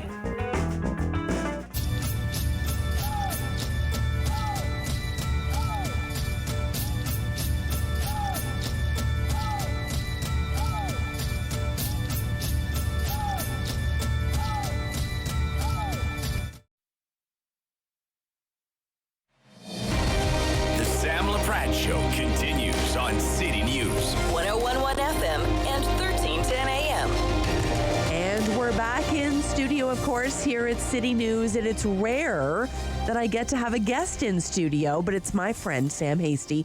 Hi, Sam. How are you? Good morning, Sam. I'm great. Thank you for having me. So we both work here at City News. You're known as Sam number 1. I'm known as Sam number 2 because you're the best. So, Sam, you do so much for this community, and you're doing something very special, and I want to talk to you about it today. It's for ALS in memory of your beautiful brother, Stephen. Yes. Yes, it's a charity motorcycle ride happening on Saturday, and all the proceeds going to the ALS clinic right here in Ottawa. And I think, Sam, when something touches our heart and our family, like ALS, you had direct experience, it changes the way you look at it, right? Yes, absolutely. ALS is surprisingly on the rise. A lot of people are saying, oh, wow, I thought it was such a rare disease. And, you know, I know somebody else that was diagnosed and somebody else was diagnosed. And you never think that someone in your own family could be diagnosed with ALS. And it happened to us. It happened to my brother. And it was a very quick, it was 4 months from time of diagnosis to time of passing. There's much research needed for this disease, very much so. And it's incredible. You have this ability to just pull people together, and you do it beautifully, and you've pulled a lot of people together. So tell us who's come to the table for you. Oh, my goodness. You know, and I'm very fortunate. I do have a great group of friends, a great support system. The village community of Richmond has been amazing, where our family grew up. My car dealership in Richmond has come forward. They're going to be the location where we're all, you know, meeting to ride. Royals Restaurant, Nick Mamalis, I grew up with him. Stephen grew up with him. He's come together. He's providing breakfast for everybody. If you don't ride, you can still come out to the, you know, it's right across from the Richmond Arena with a donation to ALS, to the event, to the cause. There's going to be breakfast and hot sandwiches and so forth. King's Independent in Richmond have come forward. Kitchissippi Beer, my goodness. Paul Meek, fantastic. His wife passed away of a muscular disease a few years back, and he was on board right away saying, yes, how can we help? So I think it's just the people maybe I surround myself with. I don't know, but everybody is so willing to help, and it's so beautiful because it's such a great cause, and everyone just wants to help. You're this beautiful magnet. We're all just drawn to you. And I know it's hard, Sam, but tell me a little bit about your brother.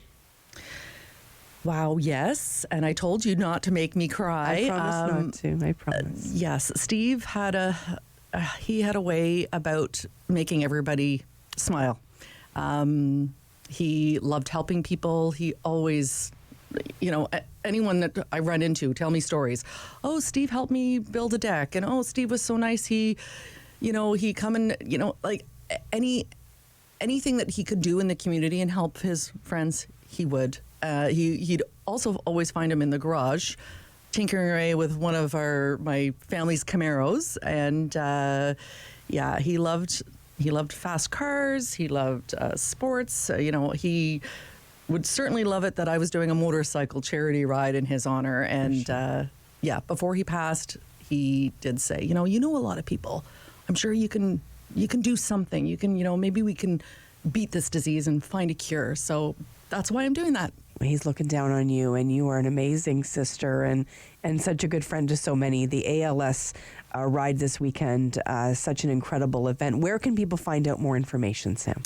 kbeer.ca has all the details. Obviously, I have my own Facebook group, but kbeer.ca is where you can find a little bit of information on the cause, on what's happening, and also if you'd like to register. Like I said, you don't need to ride a motorcycle.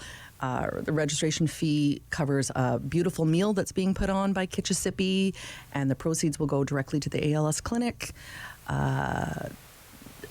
Amazing. Oh, it is. Like I could just talk like forever, but I just want people to understand that the money that's going right to the clinic is purchasing equipment, and it's for treatment of those actually faced with this diagnosis. So whether it's neck braces,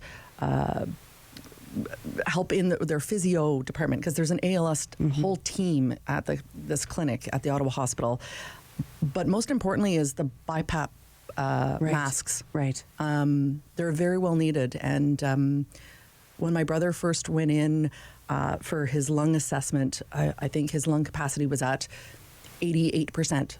And the next month he went in and it was at 33%. And they so said, much needed. Oh, yeah. Sam, you were incredibly inspiring to me. Thank you so much for joining us, talking about the ALS motorcycle ride this weekend. Thank you so much. Appreciate it. Thank you so much. We wanted to head to City Hall now. Stephanie Plante, City Councillor for Rideau Vanier, is joining us. I understand you've just stepped out of committee for us, Councillor Plante. How are you? Good. Anything for you, Sam. Oh, you're very kind. We want to talk about the Byward Market, the police presence down there. This is good news to have this moving forward, Stephanie, to have that presence and that neighborhood office. Yeah, it's something I heard over and over again when I was going door to door during the election, whether it was residents, businesses, students who are at U Ottawa. So it's definitely a step in the right direction, but we want to make sure we are tackling some of the root causes of the issues out there and not just managing the issues with a police presence, because that won't solve the issues. And I think the social service combination here, we heard loud and clear, which was so a bit of a relief to me as well. I'm sure to you, Councillor Plante, is our new police chief, Eric Stubbs, joined us here on City News a couple of weeks ago. And he really said, listen, Sam, our role is to deal with policing issues, but let the experts in social services deal with the social services. So this collaboration, this fresh approach, if you will, it's been done in the past a little bit, but it sounds like this is a new day and a new dawn. Yeah, and so, we're not going to police our way out of the housing and homelessness crisis. What I always say is the solution is actually in the name of the issue, which is homelessness. We got to give them homes. We have to give them a place to stay. That's not an emergency shelter. They need a key and a roof over their head and some privacy and dignity. But obviously, when you have vulnerable people, you're going to have people who want to take advantage of them. And what we see with some unsavory characters in the Byward Market, we see people who are selling drugs, who are selling very toxic drugs, people involved in pimping and prostitution and, human trafficking. And so we want to make sure that that's where the police effort is focused, and we want to get people into homes who need them. So, Councillor Plante, let me ask you this. The next step, we know that there was obviously discussions yesterday at Council. What is the next step to move everything forward? Well, those are the ongoing conversations between social services and OPS. I have very clearly stated that I would also like to see boots on the ground bylaw and OC Transpo Special Constable presence as well in that area, because often the work that the police are doing is in confusion with what bylaw can do. So, for example, things like liquor licenses and noise, that would actually be for bylaw to respond to, and they need to be in proximity to the Byward Market as well. So lots of people around the table, but I'm so glad we're having the conversation, and I want to thank you for bringing it up because it's an important one. This is the heart of the city. It's going to have its 200th birthday really soon, and we want to make sure that everything is spit polished. Beautifully said. We'll let you get back to your committee meeting. Thank you so much, Councillor. Thank you so much. Bye. Councillor Stephanie Plante joining us today from Rideau Vanier, that Byward Market at the heart of so many conversations happening at City Hall. We'll be following that story very closely. Another story that we've been following very closely is human trafficking. We're going to talk in a little bit to the Executive Director of the Canadian Centre to End Human Trafficking, particularly regarding migrant workers. Stay with us on City News. Sam Laprade will be right back on City News. 101.1 FM and 1310 AM. Hi, I'm Danielle Allard, and I am a proud Ottawa born and raised singer-songwriter, and I'm part of Encore Ottawa 3. I really hope you like the music and just come and see all of the talent that Ottawa has to offer. Hello, I'm Jim Deeks, host of Canada Files. I hope you'll join me each week for interesting and informative discussions with some of Canada's most impressive people. Think it's okay to drive high? Think again. Drug-impaired driving is as illegal as drunk driving, and in Ontario, the penalties are the same. If police suspect you're driving under the influence of drugs of any kind, or a combination of drugs and alcohol, and you fail a roadside test, your license will be suspended immediately for up to 30 days. You'll pay a penalty of $198. And you can be charged with a criminal offense of impaired driving, the same as alcohol. Driving high is never okay. Do you have something to share? Let everyone know about your next meeting, your need for volunteers, or your fundraising event on the Rogers TV Community Billboard. Send us your words and we'll bring them to life on Rogers TV and rogerstv.com. When it's time to spread the word, go to rogerstv.com to add your announcement to the Community Billboard. Every year, dozens of Canadians are killed or seriously injured because they take risks around railway tracks. Talk to your loved ones about rail safety. Visit stoptracktragedies.ca.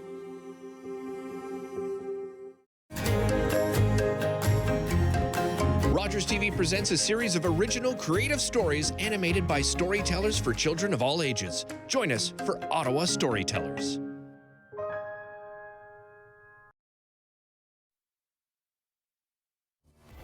Number 1 for local news, traffic, and weather for Ottawa and the Valley. This is City News 1011 everywhere. It's Thursday, June 15th. Good morning. I'm Perushka Gopal-Kista. Right now in Ottawa, mostly cloudy. 22 degrees, 21 in Smiths Falls. Here's what's making news right now. Inflation and higher interest rates are being cited as the main reasons Canadians are struggling to save for retirement. The Healthcare of Ontario Pension Plan conducted a survey with Abacus data and found that in the last year, 44% of respondents have not yet set aside any money for retirement. Of those surveyed between the ages of 55 to 64, more than half say that they will have to push back their intended retirement date if inflation keeps on rising. Now, your help is needed to identify a suspect involved in a robbery in a Canada South neighborhood about 2 weeks ago. Now, on June 3rd, police say the suspect went into a Circle K on Stonehaven Drive, where he showed a knife and then asked for money. The suspect fled the scene with an undisclosed amount of money. Now, you can see a picture and full description of the suspect on our site at ottawa.citynews.ca. And the annual paramedic report is being presented right now at the committee stage today. The Emergency Preparedness and Protective Services outlining the request for 40 more paramedics to be hired in each of the next 3 years. Now, also, the committee will be dealing with a report on accessible taxi services in the city. City News Time, 11:33. I'm Perushka Gopal-Kista. For more local news anytime, follow up online at ottawa.citynews.ca. The Sam Laprade Show continues on City News 1011 FM and 1310 AM. We're getting ready a little bit to welcome Eric Alper as well. He's a music publicist and a commentator as well on everything music. He knows more about music than I ever will. We're going to be chatting with him in a few minutes as well. We're going to be. He always brings us a great topic. I don't even know what today's topic is, so it's left me wondering as well. Julia Drydick's going to join us now, Executive Director for the Canadian Centre to End Human Trafficking. Hi, Julia. Hi, Sam. Thanks for having me. Julia, thank you so much. This is a topic I will be honest with you, I do not think a lot of Canadians are aware of, and that's human trafficking with migrant workers. We know every spring hundreds of thousands of migrant workers come to Canada. They provide essential labor. We absolutely need them to make this country tick. Talk to me about the connection between the migrant workers and human trafficking. Absolutely. And you're absolutely right. Research that we conducted earlier this year shows that 55% of Canadians are unaware of labor trafficking, despite the fact that over 96% support the agricultural sector and understand the importance of migrant workers. So many migrant workers are coming into Canada every year to help sustain our agricultural system, thinking of Canada as the land of opportunity. But many are actually treated quite poorly by their employers, living in substandard accommodations, having illegal pay deductions, threats of deportation, and many experiencing discrimination or abuse. And so we're launching a campaign targeted to migrant workers to share information about their rights, about labor trafficking, but about supports that can help them as well. So, for instance, obviously we have an Employment Standards Act here in this country. So if somebody was, and I don't know the act off the top of my head, but, if somebody was working a certain amount of hours, they're allotted so many different breaks. Are employers taking advantage of those types of things, Julia? Some are, and many migrant workers are not aware of their rights in Canada. So we conducted focus groups with migrant workers earlier this year. We're 60%. We're completely unaware of the employment standards that they're entitled to as migrant workers in Canada. So we're hoping that by equipping them with information about their rights, understanding that they should enjoy the same privileges and rights as all Canadians, that we can work together to end human trafficking in Canada. And how are you rolling out the campaign? How are you going to reach them? So migrant workers are more challenging to reach for a bunch of reasons. Part of it is that many are in rural and remote areas. Many don't speak English. So what we've done, based on consultations with migrant workers, is we've developed a multi-pronged approach. We have ads in Spanish as well as English and French that are being placed in communities where we know that there's a high proportion of migrant workers. But we've also worked in sharing information through news in their home countries. So we really want migrant workers to understand both their rights, but also supports if things go awry before they come to Canada, at arrival, and once they're here. And Julia, when I think about somebody coming to this country and, they might be full of hope of potentially, bringing their family here at some point, a lot of them are pretty surprised at the reality, aren't they? They are, and many are also deceived about what their rights are, but what the opportunities are for permanent residency. Unfortunately, the Temporary Foreign Worker Program is one of the only programs in Canada where there is no opportunity for permanent residency. So they're being told that if they, put up with a certain amount of abuse or poor treatment, that eventually they can live the Canadian dream and bring their families to Canada, when in reality, those pathways simply do not exist. Oh, that's heartbreaking. Because as I mentioned right off the top, Julia, in many cases, our agricultural system would collapse. We need them to be harvesting many of the foods that are in the fields, and we know that they're picking fruit, they're harvesting vegetables. It really would be a disaster for the labor force. You're completely correct. There is no way that we could sustain the agricultural system as it is right now without temporary foreign workers. Unfortunately, they are willing to do the work that most Canadians simply are not willing to do. So what we'd like to see is improved standards, better working conditions, and also innovation so that it's a fairer playing field, and so that there's more access to opportunity for all people that are coming, and really making it possible for us to eat local at our dinner tables. And Julia, I'm all about on this show the do things. So the calls to action, how can somebody listening, if they happen to, come across a situation where they thought, I don't know, this person seems to not know their rights. What advice would you have for some of us that maybe we can help share this information as well? If something feels wrong in your gut, it probably is.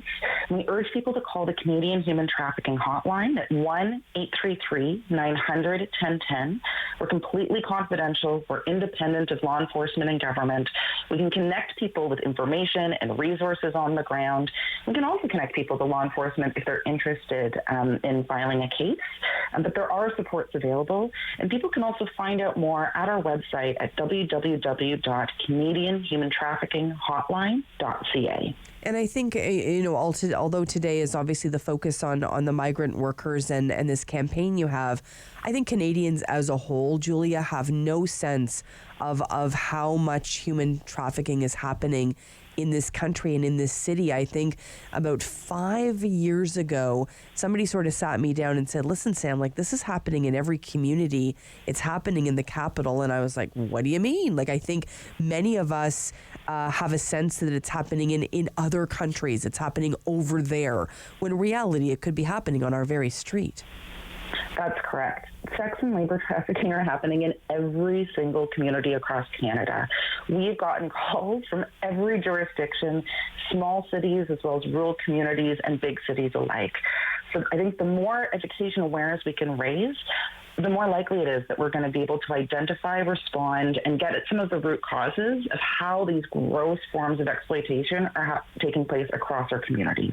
And can we talk about young people just before I let you go, Julia? Because I know it's happening to all ages. I'm not naive in that way, but in terms of young people, I heard a very, very disturbing story recently about a young girl, 12 years old, that met somebody online and basically ran away from home and has been exploited. It's happening in this community. In this community, it's hard to believe that in the capital, somebody can have that kind of control over somebody, and the parents of this young girl really struggling. It's really hard, and like what you see in the movies and what those myths are, this doesn't usually look like kidnapping or forcible confinement. Just like the example you brought up, traffickers prey on vulnerability. They embed themselves in someone's life. They will love bomb them. They will shower them with gifts and really prey on their hopes and dreams, pulling that back then to coerce them into the commercial sex industry. Or in labor trafficking, we're seeing that systematically certain employers are really preying on the vulnerability of those hopes and dreams of migrant workers across Canada. Julia, thanks for your time today. I always learn something from you, and today is no different. Thank you. Thank you. Have a great day. Julia Drydick joining us today, Executive Director of the Canadian Centre to End Human Trafficking. If this is a topic that you don't know a lot about, you will be shocked. Take a bit of a deeper dive. We're going to continue talking about it here, of course, on City News. We talk with the founder of Voice Found as well, and that's Cynthia Bland. We talk to her about some of the work that she's doing, but it is shocking. If you have teenagers, please look into this, because I got to tell you, we've seen many, many stories here in the nation's capital where a young girl or a young man is offered, a new iPhone, and you wouldn't believe what happens next. It's tragic. So stay with us here on City News. Sam Laprade will be right back on City News. 101.1 FM and 1310 AM.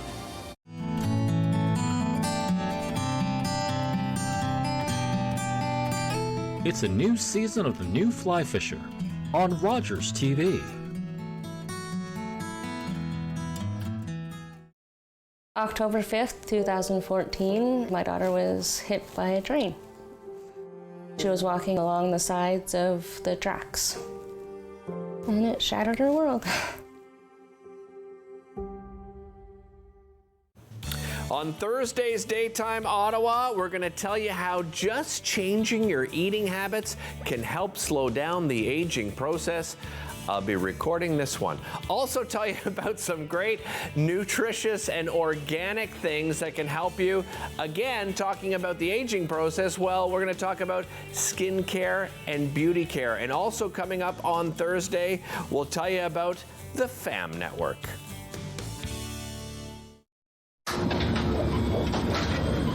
This is a perfectly healthy child. What's unhealthy are birth alerts, a racist practice that may stop this Indigenous mother from going home with her newborn.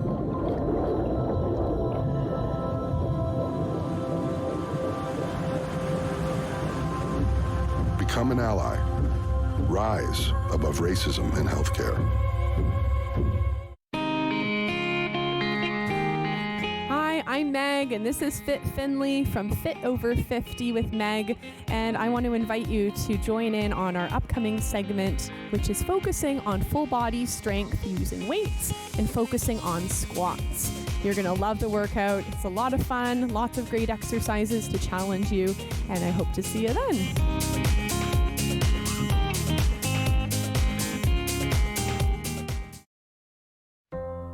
6,423 missing threads. One for every hate-fueled protest and social post. From just the first 3 months of 2023.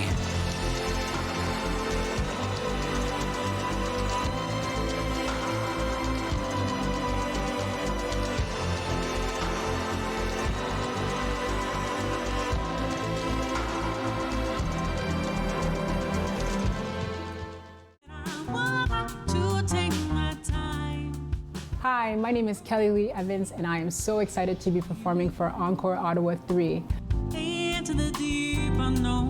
My performance will be coming out this week, so stay tuned.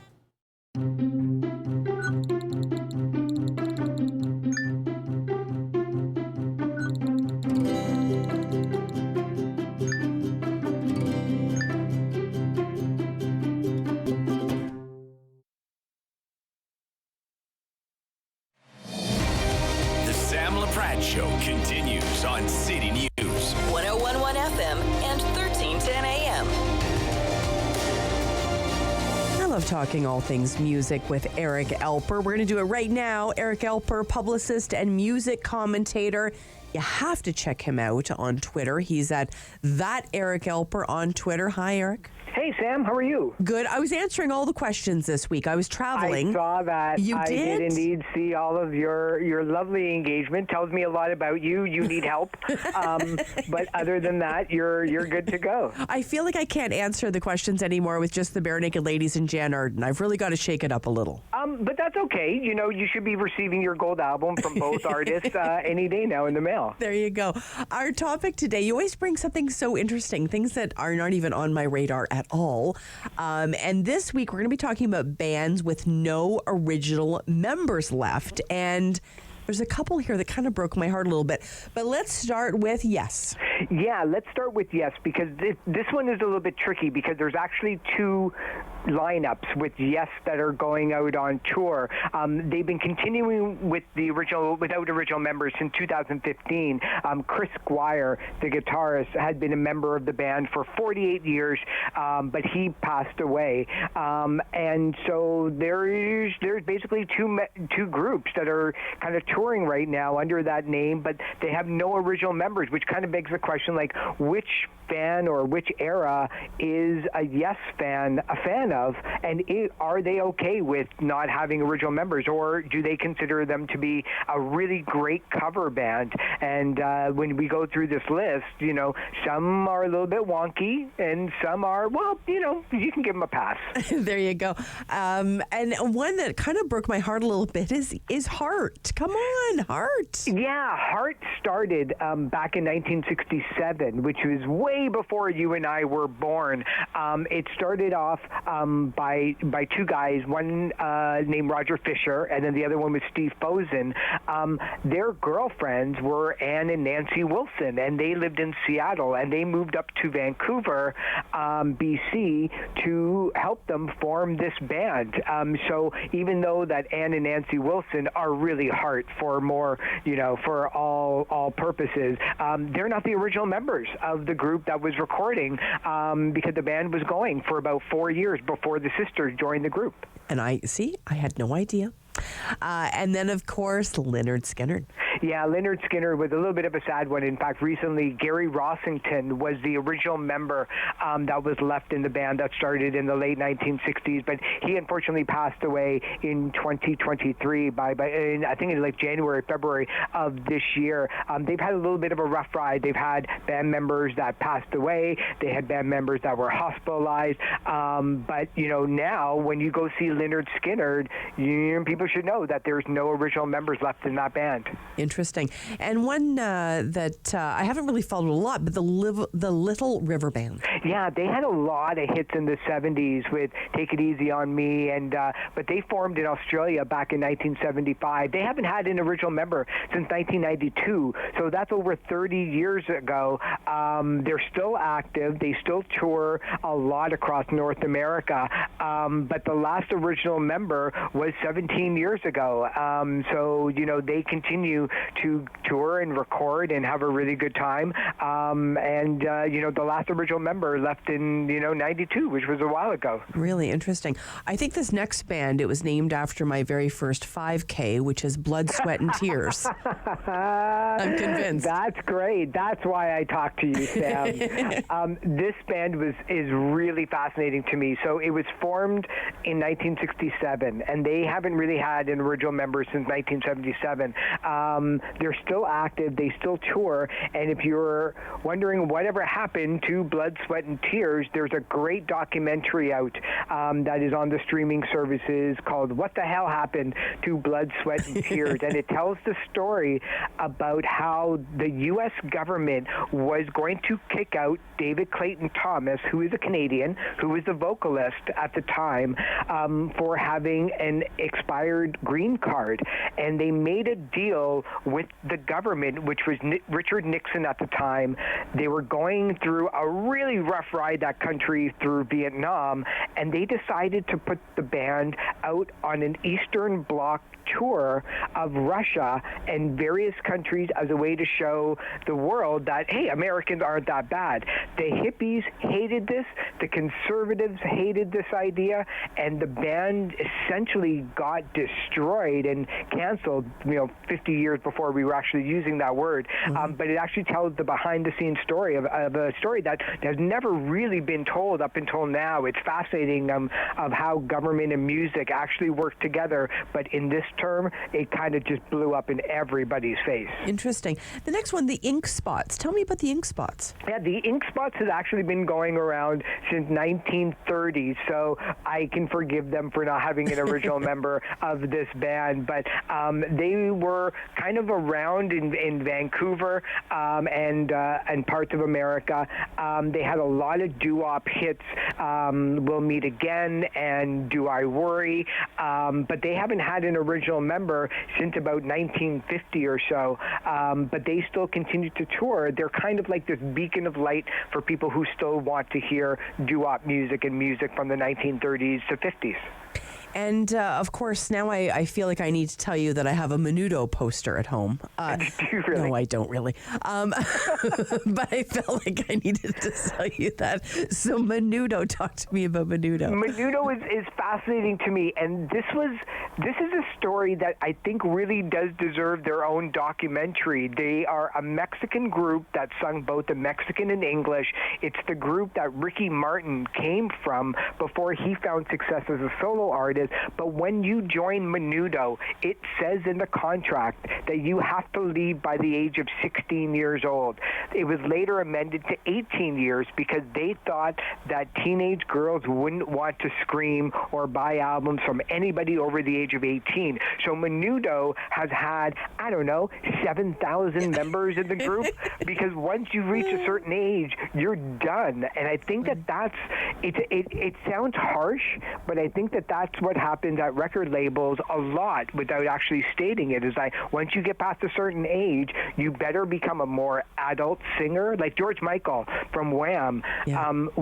He had a very much a teeny bopper girl audience and then disappeared for a bit when the band split up, grew a beard, wore earrings, got a new hairstyle, wore a leather jacket, and created the album Faith. That wasn't really for the teenage market. It was for music that kind of people who grew up with him that were now in their 20s and 30s. But with Menudo, though, it was pretty set in stone. The minute that you become a man in some cultures, you're done. Wow, interesting. And the Platters. Yeah, the Platters is kind of cool because they're still around. In fact, if you watch any of PBS specials over the weekend, the Coasters are still there. They're a really great rock and roll, rhythm and blues vocal group. They had a string of hits in the 1950s. Searchin' and Youngblood are still heard today on oldies radio. They had a horrible situation in history with them. Some of the members actually suffered really tragic ends.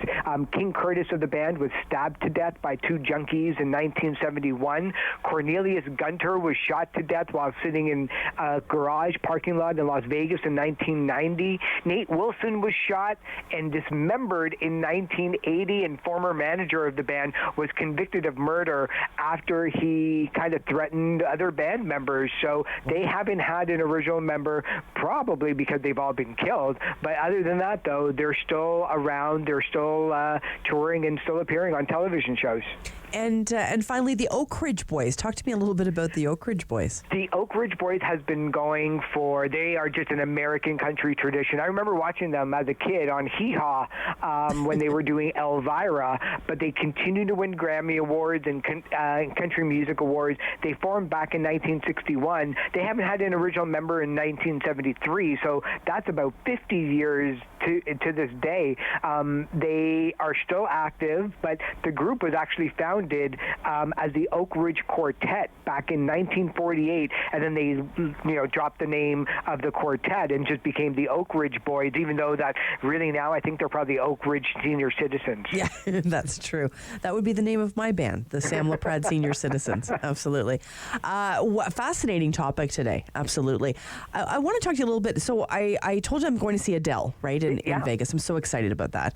And then I don't even know why I did this, but I ended up getting tickets to Garth Brooks as well. Oh, nice. But it's not until next year, not until next April. So, but Garth Brooks has come out, obviously, and he's got a new bar opening, and he's so when you see that musical artists are weighing into big divisive topics right now, unfortunately, such as pride, about the whole situation of the beer and people not buying the beer and people buying the beer and all of that. And he's waited and said, listen, you come to this bar because this bar is about love. What do you think about musical artists when they get involved in the topics of the day, Eric? I love it. I love it on both sides of it because they grew up wanting and wishing to be a musician, and that involves with having opinions about things. And people who say that musical artists should stay in their lanes probably have a problem with anybody from any walks of life giving their opinion on it. The thing with Garth Brooks is that he's always done what Garth Brooks wants to do. When the rest of the world was on iTunes, he didn't want his music on there for years because he didn't want to separate songs from albums, meaning that he didn't want people to only buy the single. You either bought the album or you didn't buy it at all. When Spotify came around, he didn't want his music on there for years because he had done deals with Walmart directly to sell his music, because Walmart was like, look, we can put you front rack and center. We can do it better than any other musical platform and record store. So he did a deal where the only place to buy his music was through Walmart and not on Spotify. So when he opened up his bar and said that he is going to proudly serve Bud Light, I think anybody that has a dissenting opinion has to realize that in Texas and Alabama and Mississippi right now, there's only less than a handful of people that have actually boycotted Bud Light. They just haven't said anything yet, and Bud Light's profits have gone through the roof. So, good on Garth Brooks, good on anybody really that actually has an opinion that they want to share. Well, and I add, of course, I have to work Jan Arden into every conversation, but Jan Arden as well, talking about the horse slaughter that's happening, those horses being shipped to Japan, and just slaughtered live. I mean, it's horrific. She was, I don't know if you saw this, she was buskering live, but really the message is to get her message out about this horse slaughter, putting the pressure on the Prime Minister to do that. So using her voice in that way, just another example.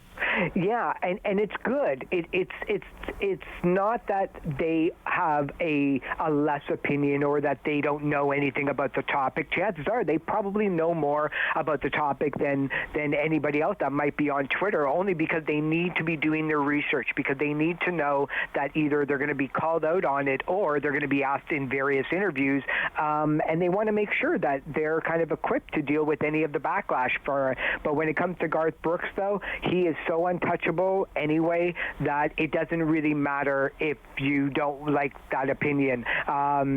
Just stop buying his music. It's okay. There's probably plenty of other people that, now know what Garth Brooks does and who he supports. Appreciate your time always, Eric. Thank you. Thank you so much, Sam. We'll talk soon. Look forward to it. Eric Alper joins us here every Thursday. Publicist, music commentator, heck of a nice guy.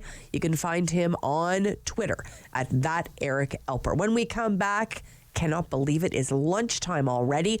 We're going to be joined by a couple of members of the community. We're going to talk about the Ottawa Senators. We're also going to talk about a very important topic, Paul Bernardo. Stay with us here on City News. Sam Laprade will be right back on City News. 101.1 FM and 1310 AM. On the next episode of Simply Cooking by Chef, I'm joined by my friend Neil from Ottawa Valley Meats. Tune in to see what we're grilling up on the barbecue. Play 4 games of bingo from the comfort of your own home each Monday at 7 p.m. for your chance to win money from our $2,000 regular bingo or $5,000 super bingo night. Kiwanis TV Bingo, Mondays at 7 p.m. on Rogers TV. He fell. Whoa, I'm not driving. I'm way too stoned. How are you feeling, Beer? Oh, since we had that talk, I'm not driving tonight at all. What about you, Dave? You only had a couple of drinks. And only a couple of puffs. I don't drink and drive. No way I'm getting behind the wheel when I smoked weed, too. How are we getting home, then? Oh, you can drive, Dave. Come on, Dave. Take one for the team, buddy. Don't let weed and alcohol influence your decision to drive. Yeah, I need a ride. Hey folks, it's me, Giovanni Patini, the host of the RTV quiz show, the hottest show on television. It's the hilarious quiz show where you, the viewers, play for valuable non-existent prizes. It's got great trivia, fun facts, and a lot of laughs, all blended together in a perfect cocktail of edutainment. So join us Wednesdays at 7:30 right here on Rogers TV. Nice.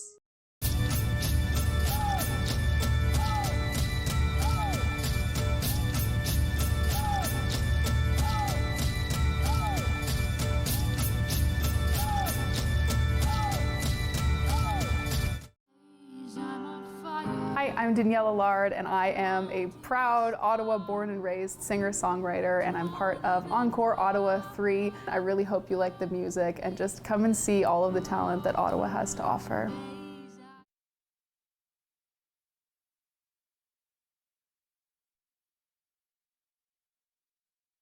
Is City News.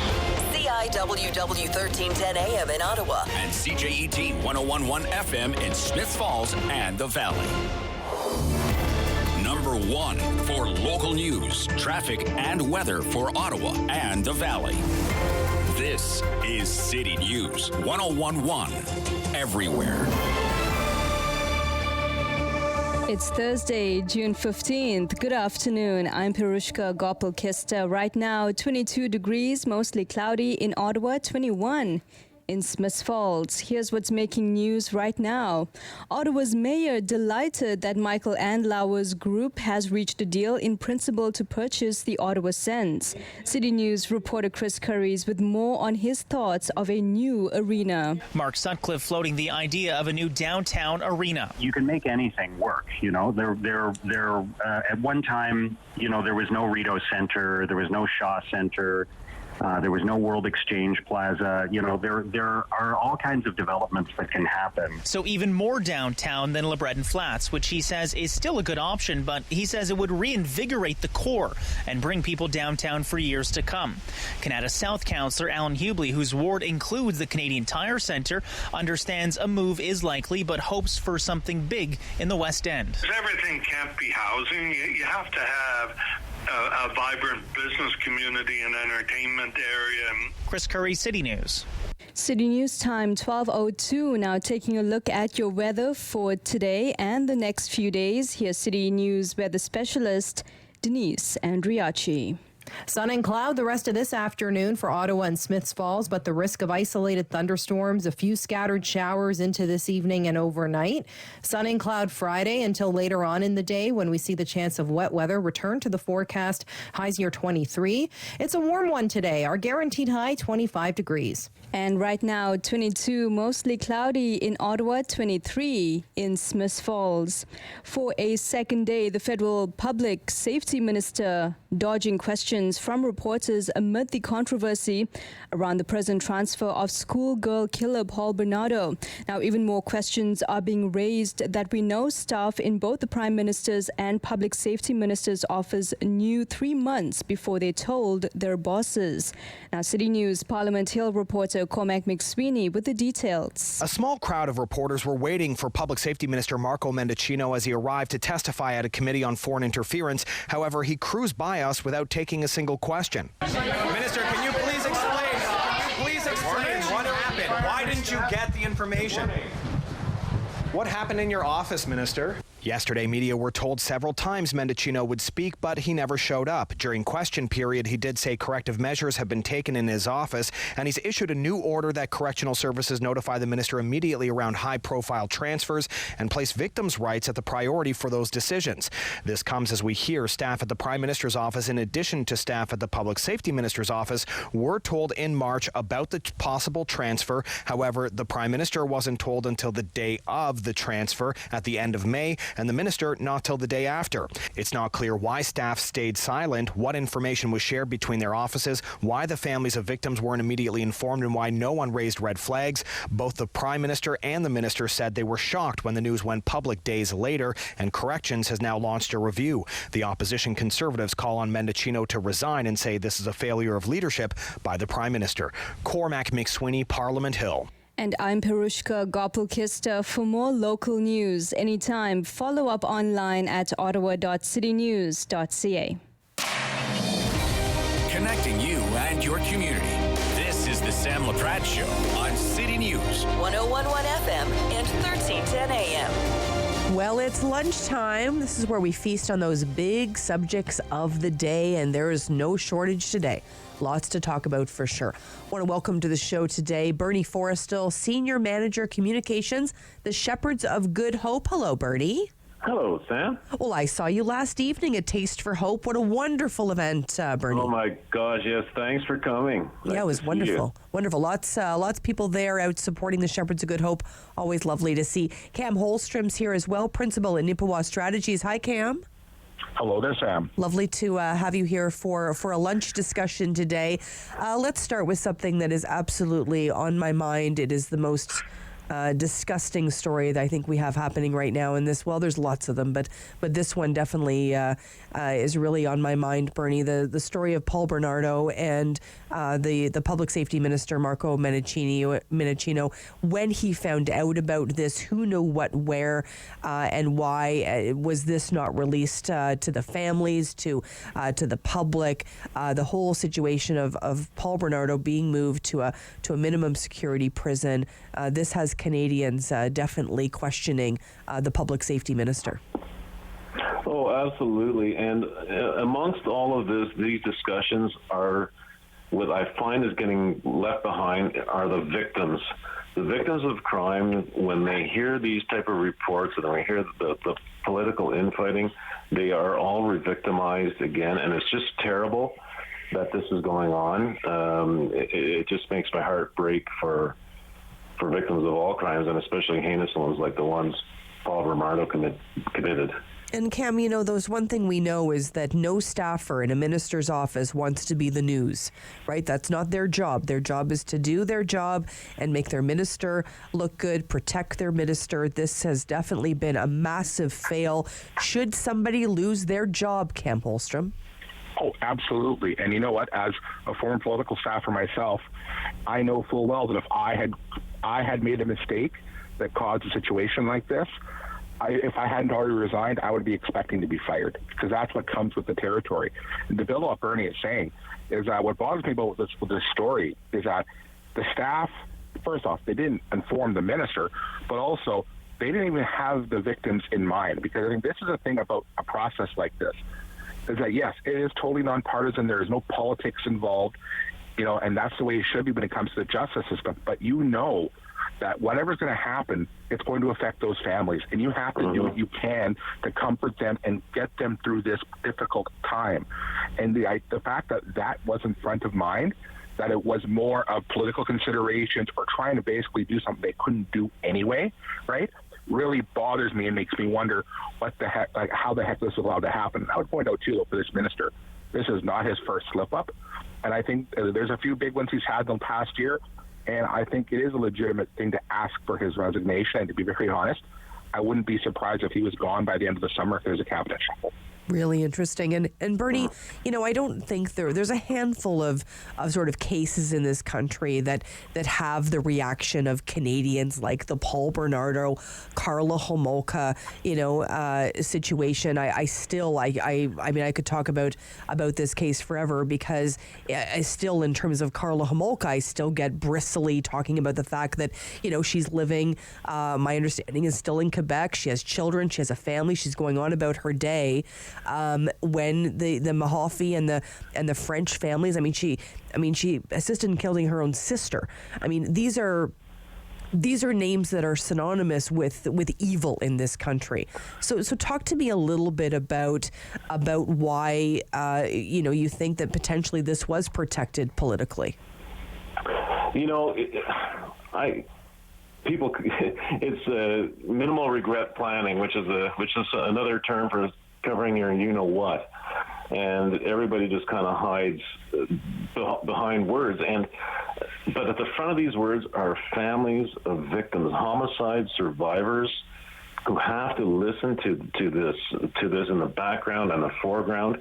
It's just terrible for them, and I think politicians and people who work in government need to have empathy towards the people who are survivors of these homicides. It's terrible for them. I think a little empathy will go a long way. And where's the Prime Minister in this, Cam, do you think? Because the Prime Minister, we understand as well, wasn't told for quite a long time.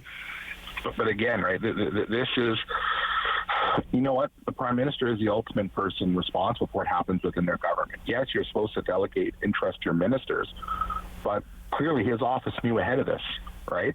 So again, the failure just wasn't in the minister's office. It was in the Prime Minister's office too, because the Prime Minister sets the standard. And I think that, to me, might be the biggest guilt on his side, is that this is the kind of standard that's been allowed to continue on. And we've been seeing this with other stories, whether it be in the foreign interference file, and warnings and notes from civil servants not being read and not being seen, and all of this. Like, this is becoming a pattern. And that only happens if the person at the top running the whole thing allows it to happen and thinks it's okay for it to happen. And that continues in this case. So, yeah, the Prime Minister does bear responsibility here. Gentlemen, let's take a bit of a break. I want to come back, talk about some other important issues, but I just need a little bit of a break about talking about this one. This is a tough one. Cam Holstrom, Bernie Forrestal is going to stay with us here on City News. Come on back, everyone. Sam Laprade will be right back on City News. 101.1 FM and 1310 AM. Hello, I'm Jim Deeks, host of Canada Files. I hope you'll join me each week for interesting and informative discussions with some of Canada's most impressive people. Every year, dozens of Canadians are killed or seriously injured because they take risks around railway tracks. Talk to your loved ones about rail safety. Visit stoptracktragedies.ca. These days at your local Legion, we're marching to the beat of a different drum. On a mission to support veterans, to have fun, and to welcome everyone to our ranks. You don't have to be a veteran to join the Legion. And as a member, you'll join thousands of others serving our veterans, our communities, and our country. Oh yeah, and our Member Perks program will save you thousands on shopping, dining, products, and services across the country. Join us at legion.ca.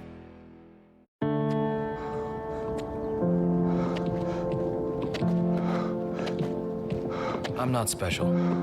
Cancer happens to people all the time.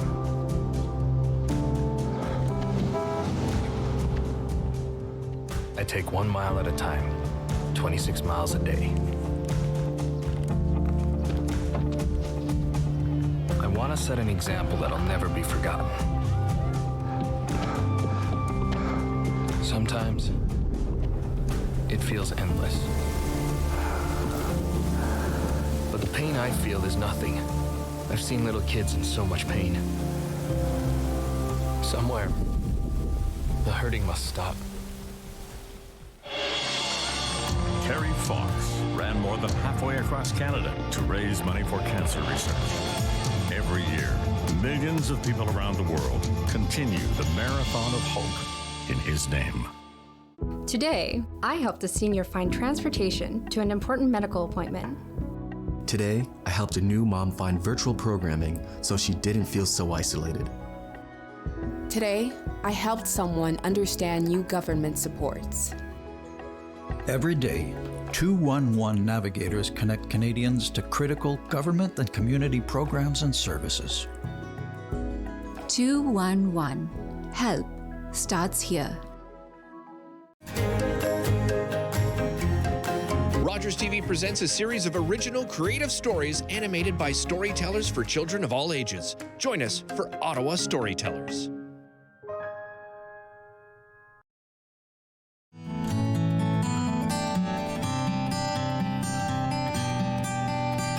It's a new season of The New Fly Fisher on Rogers TV.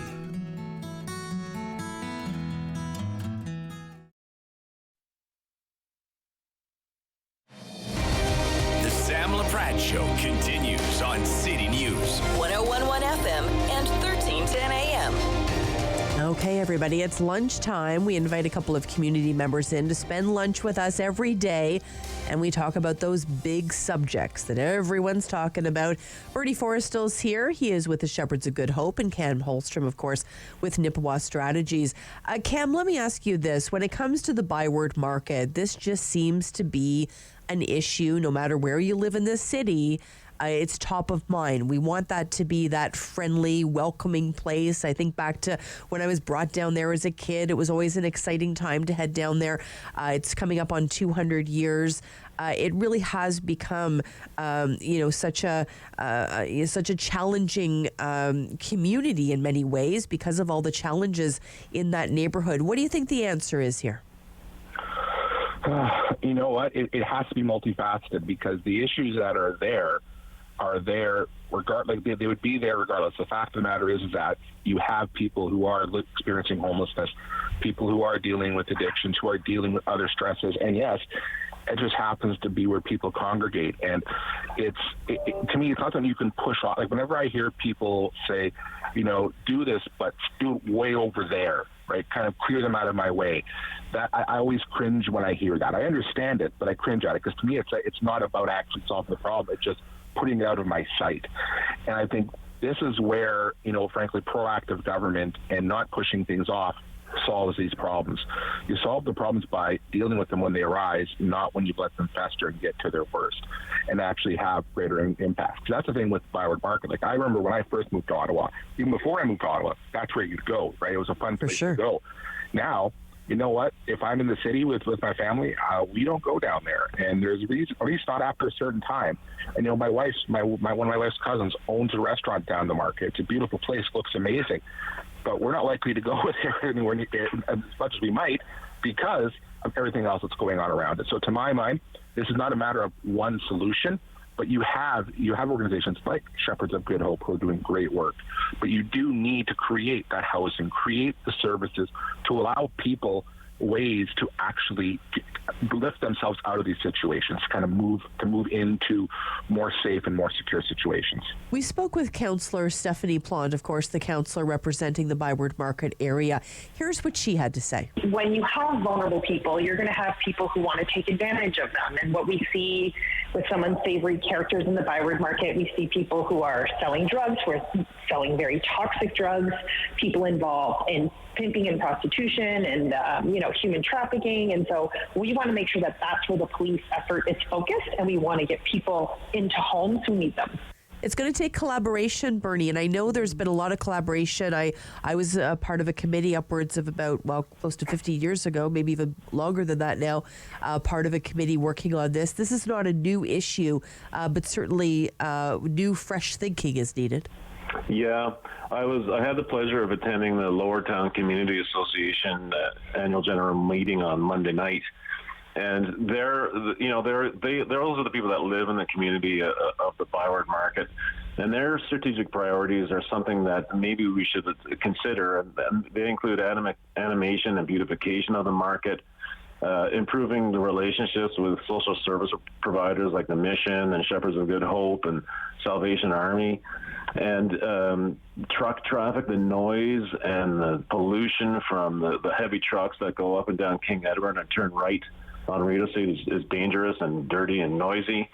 And they're also heritage conservation is a priority for the Lower Town Community Association as well. So they're focusing on doing some nice things for the market.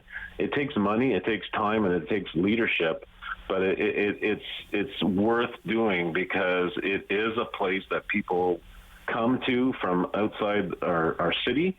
It brings money to the city and tourists as well. So it's important to fix the Byward market for sure. Absolutely, it is. It's going to be such a key piece, especially that anniversary cam. I know a lot of people are sort of looking to that 200 years, and I know it's a milestone, but it's one I think we would want to invite the world to that. We would want to increase tourism through that. We would want to do that, but with a reputation, if you type in Byward Market and if it comes up with, 4 people were shot this week and 2 were shot last week, that's not an enticing place to be.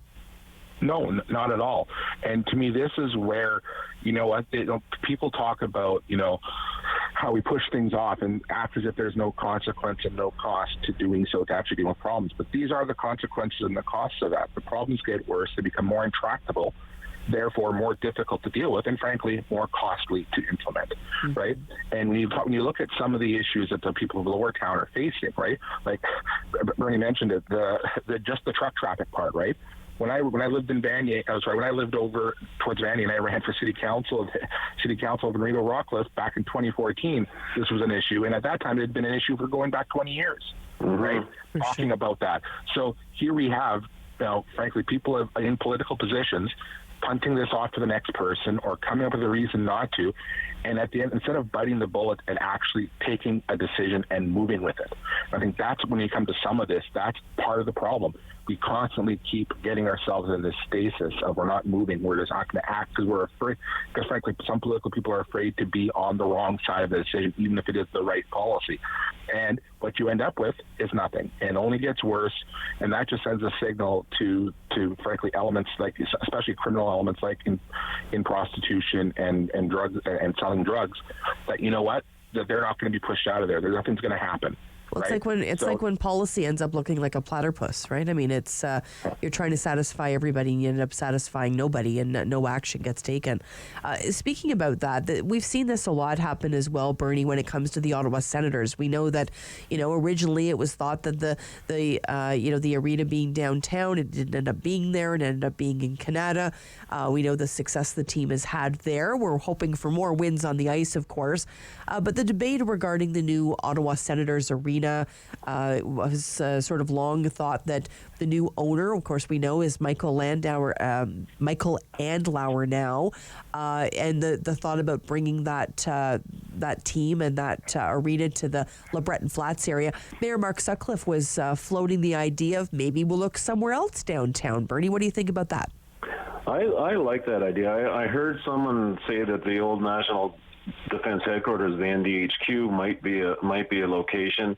And I live in the West End, and I see the LRT being built, and to have an opportunity for people to take public transit down to a hockey game or whatever else goes on in this newly built arena, I think it's paramount.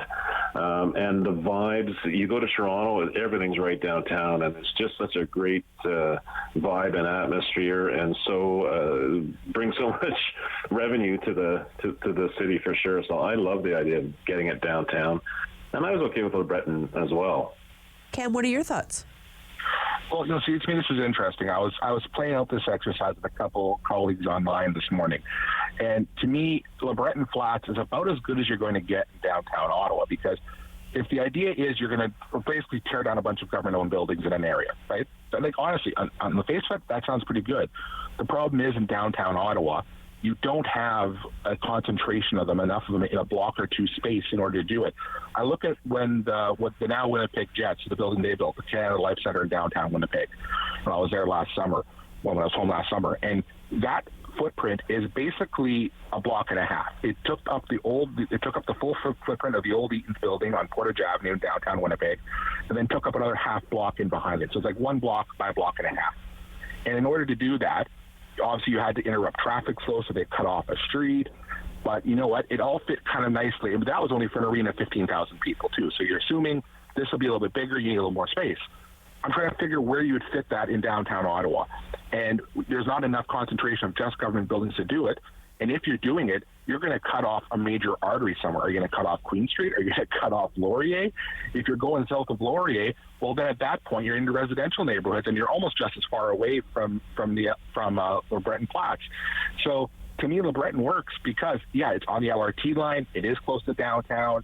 I think that actually might be the best option. If there were an option closer to downtown, I think there could be potential. I just don't think this is the geography of Ottawa that there is.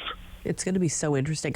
I do welcome the opportunity to look at it. I think Mayor Mark Sutcliffe is doing the right thing. You know, we have that new owner, as we mentioned, still a few hoops to jump through there, but from all intents and purposes, Michael and Lauer being the new owner there, I do think it's worth a look at for sure. We spoke a little bit earlier, Bernie, with David Coletto from Abacus, and he was talking about federal politics, a topic we talk about a lot here on the Sam Laprade show. And here's what he had to say in regards to Trudeau. 31% of the entire population says, I want change, but I'm not completely comfortable, or I don't think there's an acceptable alternative out there. And among that group, more of them are going to vote Liberal, even if they want change, than either, say, the Conservatives or the New Democrats or another party. It's so interesting, Bernie, because I think I speak about this with a lot of my friends, and I think people are really struggling right now, because the other thing that David Coletto shared is that although more people are getting to know Pierre Poilievre, more people are not liking Pierre Poilievre. Not everybody. There's a lot of people that like Pierre Poilievre. But it's I'm looking for a change. The poll that he did, I'm looking for a change, but is there an alternative, is a really interesting one to pose to Canadians. And you know, I have friends who don't follow politics at all, so they're in a blissful ignorance phase of not having to like Poilievre or Trudeau or anybody. So, you know, personally, I the caustic politics and the barbs and the sound bites that it seems that politics are going to these days, it doesn't make me excited about choosing any of the leaders that are in front of us right now. Well, I think they're all watching very closely, Cam, for this kind of polling, because, you know, there's a lot of rumors that maybe we're going to have an election sooner than later. Well, you know what? I think that if we end up having a public inquiry on the foreign interference stuff, we won't see an election. And actually, I saw something last weekend when Mr. Poilievre spoke to that, because I'm of the belief that the most dangerous person in Canadian politics is a reasonable Pierre Poilievre, because he hasn't shown himself to be that throughout his entire career. Yet on the weekend, he had a brief glimpse of it where he said, look, no, we need to do this. We need to do this inquiry. It has to be done before we have an election. We can't go into another election like this. I'm willing to talk about whatever it is that we look at, how wide the scope is.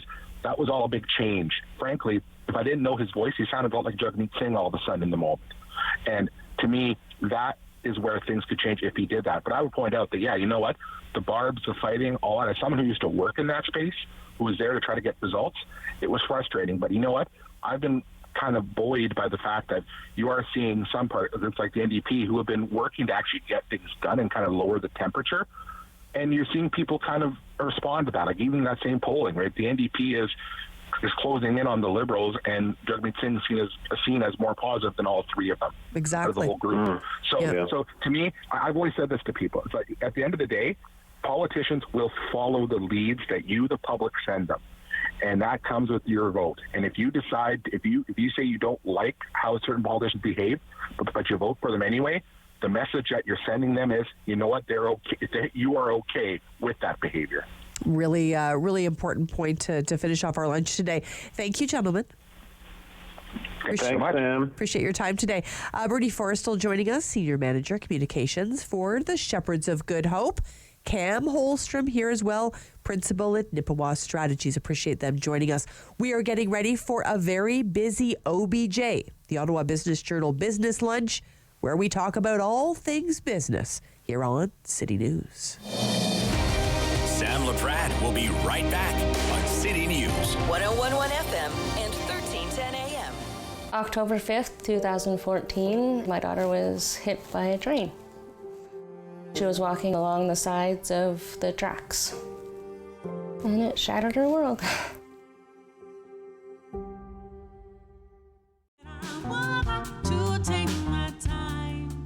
Hi, my name is Kelly Lee Evans, and I am so excited to be performing for Encore Ottawa 3.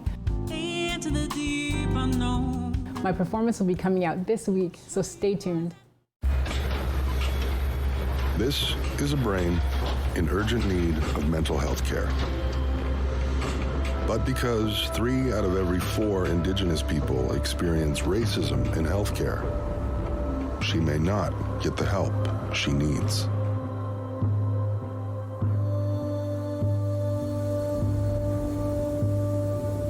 Become an ally.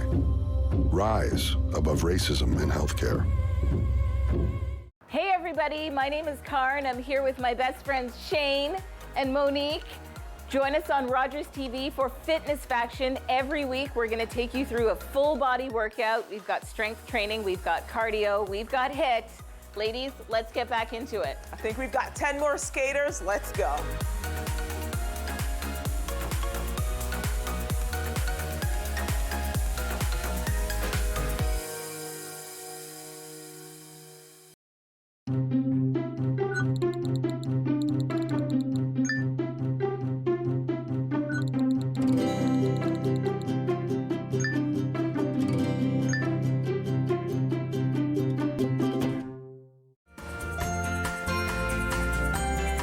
On the next episode of Simply Cooking by Chef, I'm joined by my friend Neil from Ottawa Valley Meats. Tune in to see what we're grilling up on the barbecue.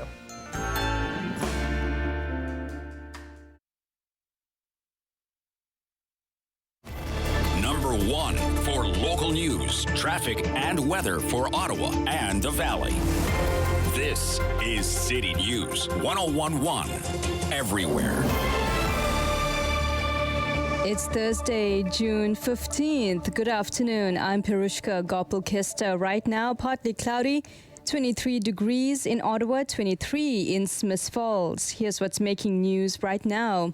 Inflation and higher interest rates being cited as the main reasons Canadians are struggling to save for retirement.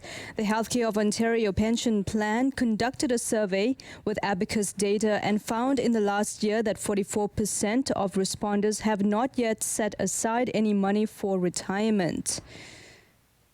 Now, your help is needed to identify a suspect involved in a robbery in a Canada South neighborhood about 2 weeks ago. On June 3rd, the suspect went into a Circle K on Stonehaven Drive, where he showed a knife and then asked for money. Police say he fled the scene with an undisclosed amount of cash. Now you can see a picture and full description on our site at ottawa.citynews.ca. And the home opener for the Red Blacks is tonight, hosting Calgary. Now, there is a chance of showers this evening across Ottawa, but temperatures will remain around 20 degrees. Now, just prior to the start, there will be a flyover over Lansdowne by 2 CF-18 fire jets. The scheduled fly is around 5:30, so residents of the area being advised of that, as there can be some noise just starting before the game. City News Time, it's 12:32. I'm Perushka Gopal-Kista. For more local news anytime, follow up online at ottawa.citynews.ca. The Business Lunch on City News, brought to you by the Ottawa Business Journal.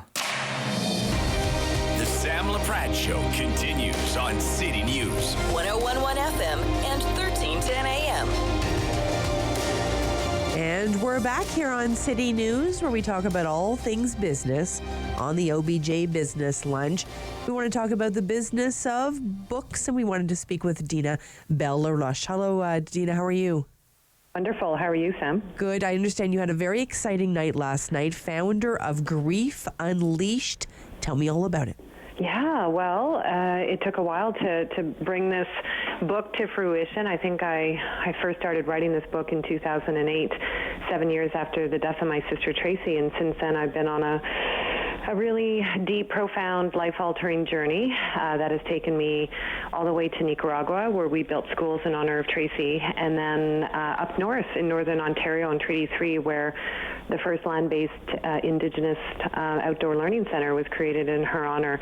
And now I just released my book, Grief Unleashed. I'm a student of thanatology, which is the study of death and loss, back at university, really investing in understanding and deepening my own knowledge and experience of what it means to live a really complete, holistic life. And that means, you know, acknowledging that at some point we're going to die. So I wrote this book. It's a love story to my sister. It also provides healthcare professionals and any human, Sam, who wants to better understand, what does this mean? You know, if we awaken to the fact that at some point we're going to die, knowing and understanding and appreciating how we might live holistic lives and be able to accompany those that we care about when their life goes sideways. So it's full of I don't want to say tips and tricks, but it really is. It's how do we learn and relearn, I would offer, how to better companion ourselves. What are some of the most fundamental principles when we awaken to the fact that people we love are going to die and we're going to suffer through all kinds of losses, like the ending of a relationship, divorce, pet loss, displacement, when we become empty nesters, when we transition from a career that we loved into what comes next. I work with a lot of athletes, Olympic athletes, Paralympic athletes, and for them, their stories are so heartbreaking because they transition sometimes voluntarily and still feel this deep sorrow after their career has ended. And then for some, it ends too soon after, let's say, a career-ending limiting injury. And so understanding and navigating life losses is what I'm really about, and what the book speaks to with a lot of hope in between the pages, Sam. It's so interesting, Dina, because I had you on a number of weeks ago, and I received a message from somebody, a listener, a lovely listener, a couple of weeks ago, saying, you were speaking to this woman about this book about grief, and I need to know the name of it. So I know that people are I can't think of another word, but hungry for this information. You know, they're wanting to not feel so alone, I think. Yeah, that's actually really profound, Sam, because what I'm going to say is maybe a bit different than what we're used to saying. I want people to stop saying, I can't imagine. In my book, I actually invite people to imagine. I want people to stop averting their gaze and trying to dismiss the losses, compete with each other in our life losses, or hurry people or ourselves along in the grief that we carry when someone we love dies, when a dream is shattered. And so if we do that, we recognize our humanity and we aren't here forever. Something does shift. You know, we start to attend to the micro moments that are so profound. We become more complete versions of ourselves. And I would offer, not everybody has to go to Nicaragua and build schools and classrooms. And the beautiful thing about Grief Unleashed now is we're partnering with the Ottawa Regional Cancer Foundation, we're bringing the first wind phone to Eastern Ontario. And that is such a restorative way for people to continue their bonds with their loved ones. So I'm happy to share more about that if that's of interest. Yes, so I want you to tell everybody what a wind phone is, because I had to learn when I first found out about it. I'm like, I need to know what this is. Well, it's in Japanese, it's called a kaze no denwa. And the story is a beautiful story, actually. It's a Japanese gardener in 2010. He lost his cousin to cancer, and that's what took my sister Tracy. So it feels like it's coming full circle, Sam. And so in 2010, he wanted to stay connected. He didn't know how, so he found an old-fashioned phone booth, repurposed it, put a rotary dial phone that wasn't connected to any earthly system, and he would go into the phone booth and have conversations with his cousin. I always get a bit choked up when I share this story. And in that process, he began to heal because he was still reconnecting the fibers of his relationship with someone who he loved deeply. The year later, there was a giant tsunami that wiped out much of the coastal regions of Japan. Thousands of people were lost to sea. And so and he was able to find his phone booth that had blown away. He repurposed it and put it in on a beautiful setting on a windy part of Japan, and he invited, people who had lost someone to maybe go to the phone booth so that maybe they could find some healing too. So that caught wind. People caught wind of that, and it started to spread. There are hundreds of wind phones across the world, and a new one was just erected in Newfoundland. There's one in BC. There's one in New Brunswick. There's a few in Ontario, but there isn't any in Eastern Ontario, and so we want to be the first one. There's one in Chelsea, and I'm actually connecting with the owner of Laurie Dubois, who sadly her husband died during COVID, and a volunteer where I volunteer, Bereaved Families of Ontario, Ottawa chapter. She was inspired by Kaze no Denwa, so they've created a beautiful wind phone there, and we're going to bring one alongside the Ottawa Regional Cancer Foundation, and we're going to bring one to Ottawa. I love it so much because, so often I do think about my dad. I've shared with you before, I lost my dad in 2016, and there's so often I think, I'd love to tell him that. I'd love to tell him that. And I think that would be really healing for me, to be honest with you, because some of those, although we spent a lot of time together, some of the funniest moments I have with my dad, Dina, was because we were on the phone together, because he wasn't a big chatter, and of course, you know that I am. So I think it's such a beautiful opportunity, and the fact the Ottawa Regional Cancer Foundation is in such a beautiful part of our community. Some people don't know where it is, kind of tucked in there beside the Alta Vista Post Office, but it really is a beautiful location, and with a beautiful park there. Some people don't really know what that area of our city is, but it's a beautiful addition there. It is, and I'm heading there shortly to talk to a journalist Omar, who's doing the story later on today, because as you said, what's interesting is people look at my story and go, grief unleashed? Aren't you supposed to put that genie back in the bottle? And I'm like, yeah, no, that hasn't been working for us. Right. So let's reclaim. Right? Let's reclaim a very present, communal approach, holistic approach to life, which includes when people, we love that will die, and together we can find our way through this. You had said it earlier, I think people are more isolated and lonelier than ever, and when suffering is met, when we ask people, what is your dad's name, right? When we stay present to, we don't try and hurry people along in their grief, something does shift, and intimacy is forged. And I think the world needs more intimacy, so that's why I wrote this book.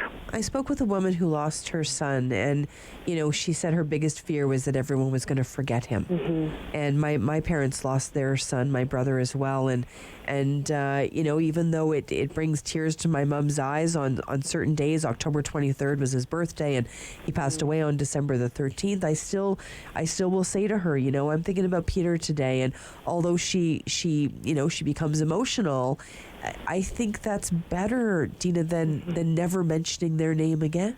Yeah. Well, thank you for sharing your story of Peter and my story of my sister Tracy, and all of the siblings and the parents and the loved ones who too often their names aren't spoken. And even in this conversation, Sam, I know that something in me shifts when I hear someone, mention her name. So if there's one little offer from you and I to people is ask people the name of their person and watch them shift. And if tears come forward, because tears can be tears of joy, tears of sorrow, just acknowledge that tears are a way for us to stay connected to the people we love. And think of it this way: grief is an expression of our love. And if we hold grief that way, we can't help but then invite a more holistic way of being with life losses. Beautifully said. I know you lost your sister many years ago, but what do you think, Dina, Tracy would think about how you've taken this journey and in many ways in her name? Well, I think I'm getting a little emotional. I think she would be so grateful, actually, that many of the ways in which we've continued to keep her memory alive, some of them so micro, right? Like the fact that my kids know her favorite color was purple, which is why the book has purple and blue, my favorite color, to some macro things like kids are learning in a safe environment in Nicaragua, and now Indigenous children up in Treaty 3 have a beautiful outdoor Indigenous learning center that is part of her namesake. And now there's going to be a phone booth that will honor both her and my deceased dad, who died last September. So I think she'd be grateful that the people that she would have impacted, because she worked with young offenders, she would be so grateful that we didn't forget her, because that was so important to her. She died when she was 29, a brand new mom, right? I think she would also, she'd be laughing, because she never would have done the things that we're doing. I wouldn't have done the things that we're doing. I'm forever changed. And while I sit in the sorrow of her not being with me here the way I would want her to be, I'm also filled with joy, because she is still with me, through me, and alongside me. And so I'm still sad, and I'm really hopeful. May we all be blessed with someone in our life, Dina, that is as fierce and tenacious and loving as you. I appreciate your time today. I appreciate you, Sam. Dina Bell-LaRoche joining us today, founder of Grief Unleashed and the Win Phone, being part of the Ottawa Regional Cancer Foundation. Today is a good day. Stay with us here on City News. Sam Laprade will be right back on City News. 101.1 FM and 1310 AM.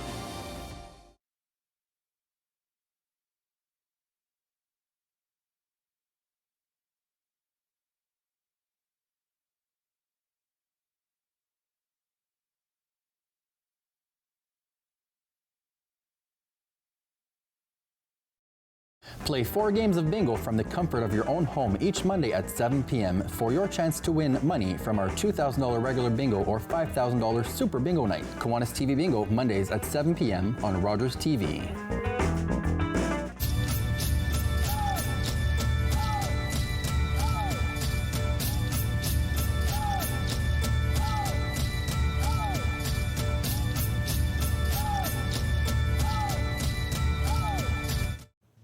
On Thursday's Daytime Ottawa, we're going to tell you how just changing your eating habits can help slow down the aging process. I'll be recording this one.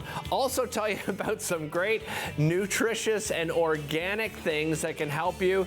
Again, talking about the aging process, well, we're going to talk about skincare and beauty care. And also coming up on Thursday, we'll tell you about the FAM Network. When an impaired driver killed my brother DJ, my life changed forever.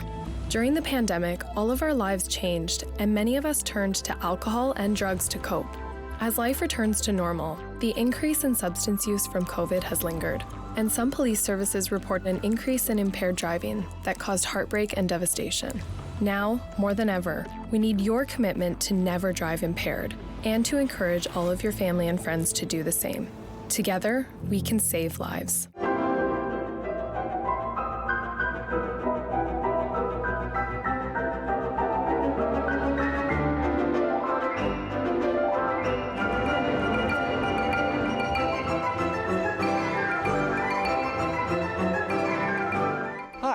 I'm Julian Armour from Music and Beyond. Join us for a new show this spring on Rogers called Music and Beyond Presents. Are you low on food? Struggling to pay the bills? Overwhelmed by life's challenges? When you need support but don't know where to turn, just dial 211. 211 connects you to the programs or services near you. 211, how can I help you? 211, help starts here.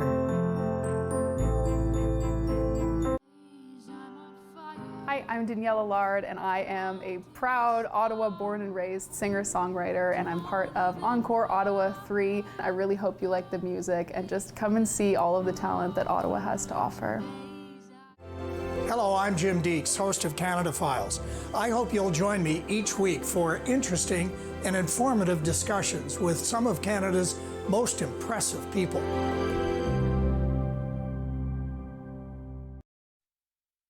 Everybody, we love this opportunity every day to touch base with businesses, and sometimes we talk to the CEOs of very big businesses, billion-dollar businesses, and sometimes we talk to the business next door. And today I wanted to speak with Camille West. Hi, Camille. Hi Sam, how are you? Fantastic. You do some beautiful photography. Talk to me a little bit about how you made your way to photography. Thank you so much. So my name is Camille. I am the owner and photographer behind Camille West Photography.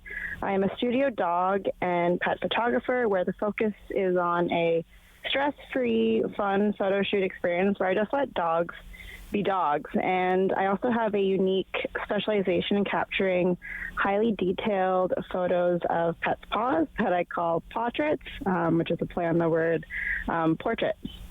Okay, so everyone's thinking to themselves, okay, I get it. You take pictures of dogs, but until you see your work, I don't think you understand how talented you are. Because first of all, you're dealing with dogs, right? I mean, it's not easy to sometimes get them to, they're not going to pose for you, right, Camille? Exactly. It does take a lot of patience, that's for sure. And that's part of what I really emphasize is I just let dogs have fun. So they come into the studio, they play, they catch treats, they like peanut butter, and I take photos while they're doing all that. Wow, and they're so beautiful. I mean, I've got a love of dogs. We have 2 Labradoodles, so maybe we have to visit you with our girls Beasley and Lucy. But I've got a real love for golden retrievers as well. And you capture the person. Well, they've all got personalities, all the dogs you've taken. But you capture the personality of these golden retrievers so perfectly. I feel like I know them. I know that sounds bizarre, but you know what I mean when I say that. Yes, that's partly one of the big things about what I do is I really take the time to get to know the dog. So that starts from when they first walk in, and that's desensitizing them to all of the equipment, the cameras, the lights, and just really spending time to get to know them. Because if they're uncomfortable, it's going to show in the pictures. So I really just give them a lot of treats, tons of positive reinforcement. And I think that really shows in my photos. I think I just have to go to your website if I'm having a bad day, because I cannot have a bad day after seeing your work. And give me a sense. Like, I know certainly our girls are very much part of our families, and we want to capture them. So give us a sense of how you do this. You've got lots of different types of studio sessions. Walk us through what the process is. So anyone can go to my website. I do have a few packages to choose from, some pretty small ones to the larger studio sessions. And with each session, I spend either 40 minutes to an hour taking photos of pets, dogs and cats, actually. And you get a certain number of edited photos. And also with every package, I do take a photo of their paws as well. Oh, I love that so much. It's wonderful. And, we see a lot of people using, obviously, social media. Are you permitted after we get this with it? Can we share it on social media after?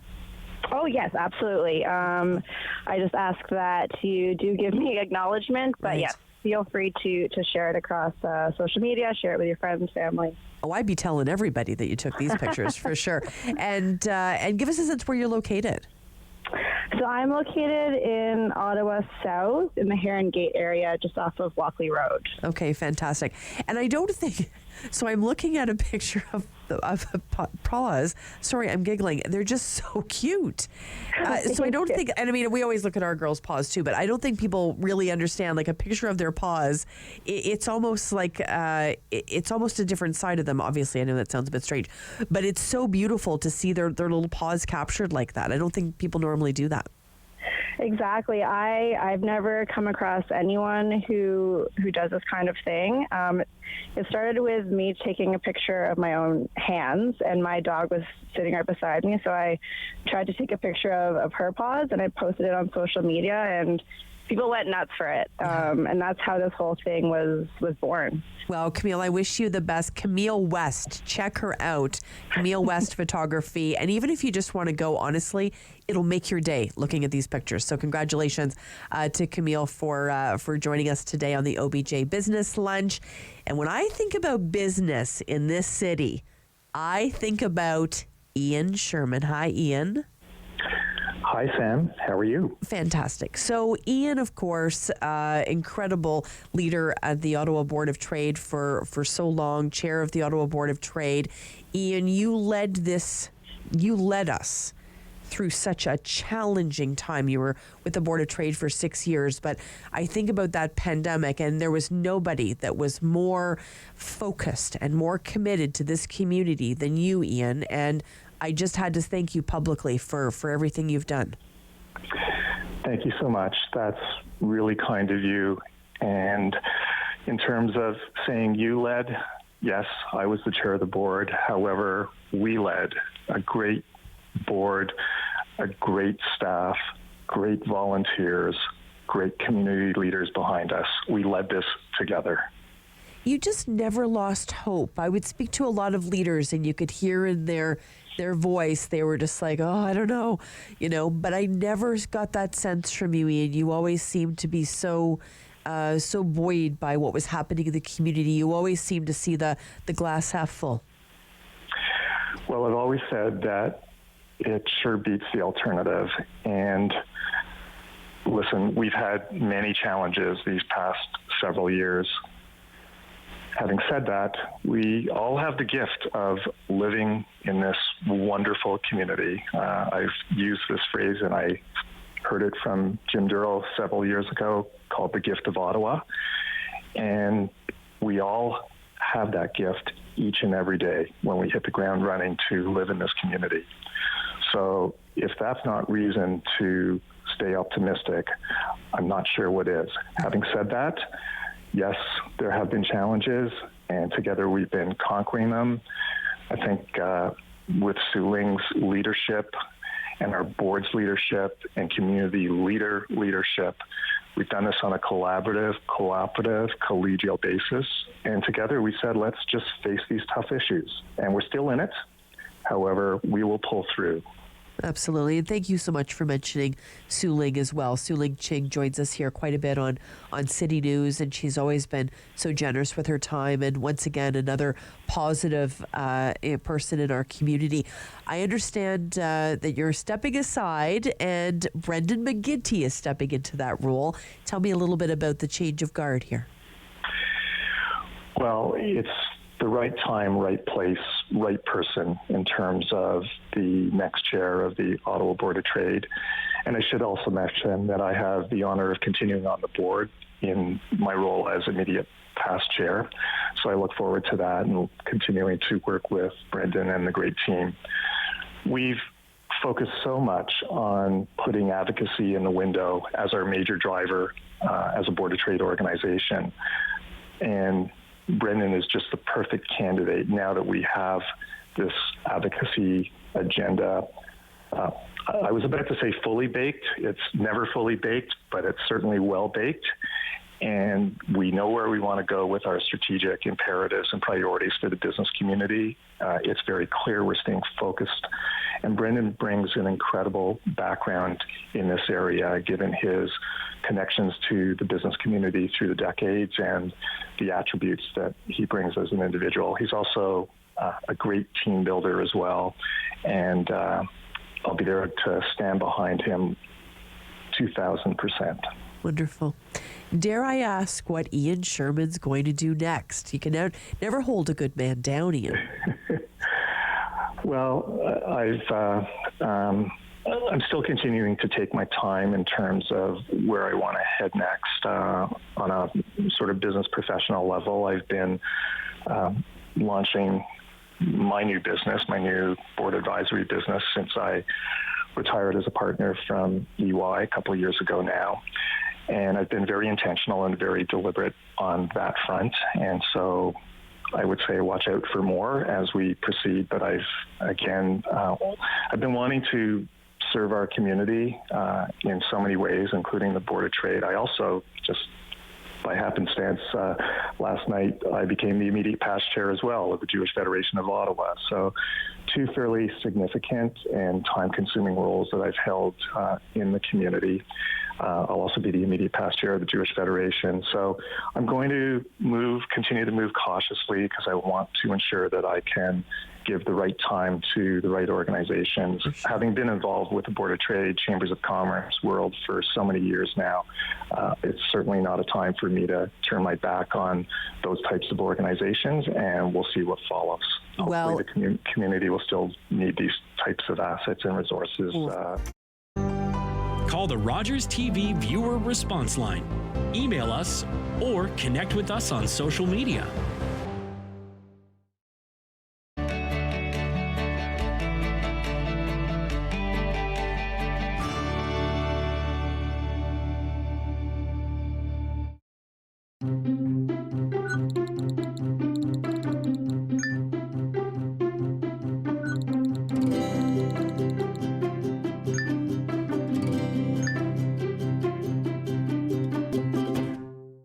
Today, I helped a parent feed their family by connecting them to a food program. Today, I helped someone connect with mental health supports. Today, I helped a couple struggling to pay their bills access financial aid. Every day, 211 navigators connect Canadians to critical government and community programs and services.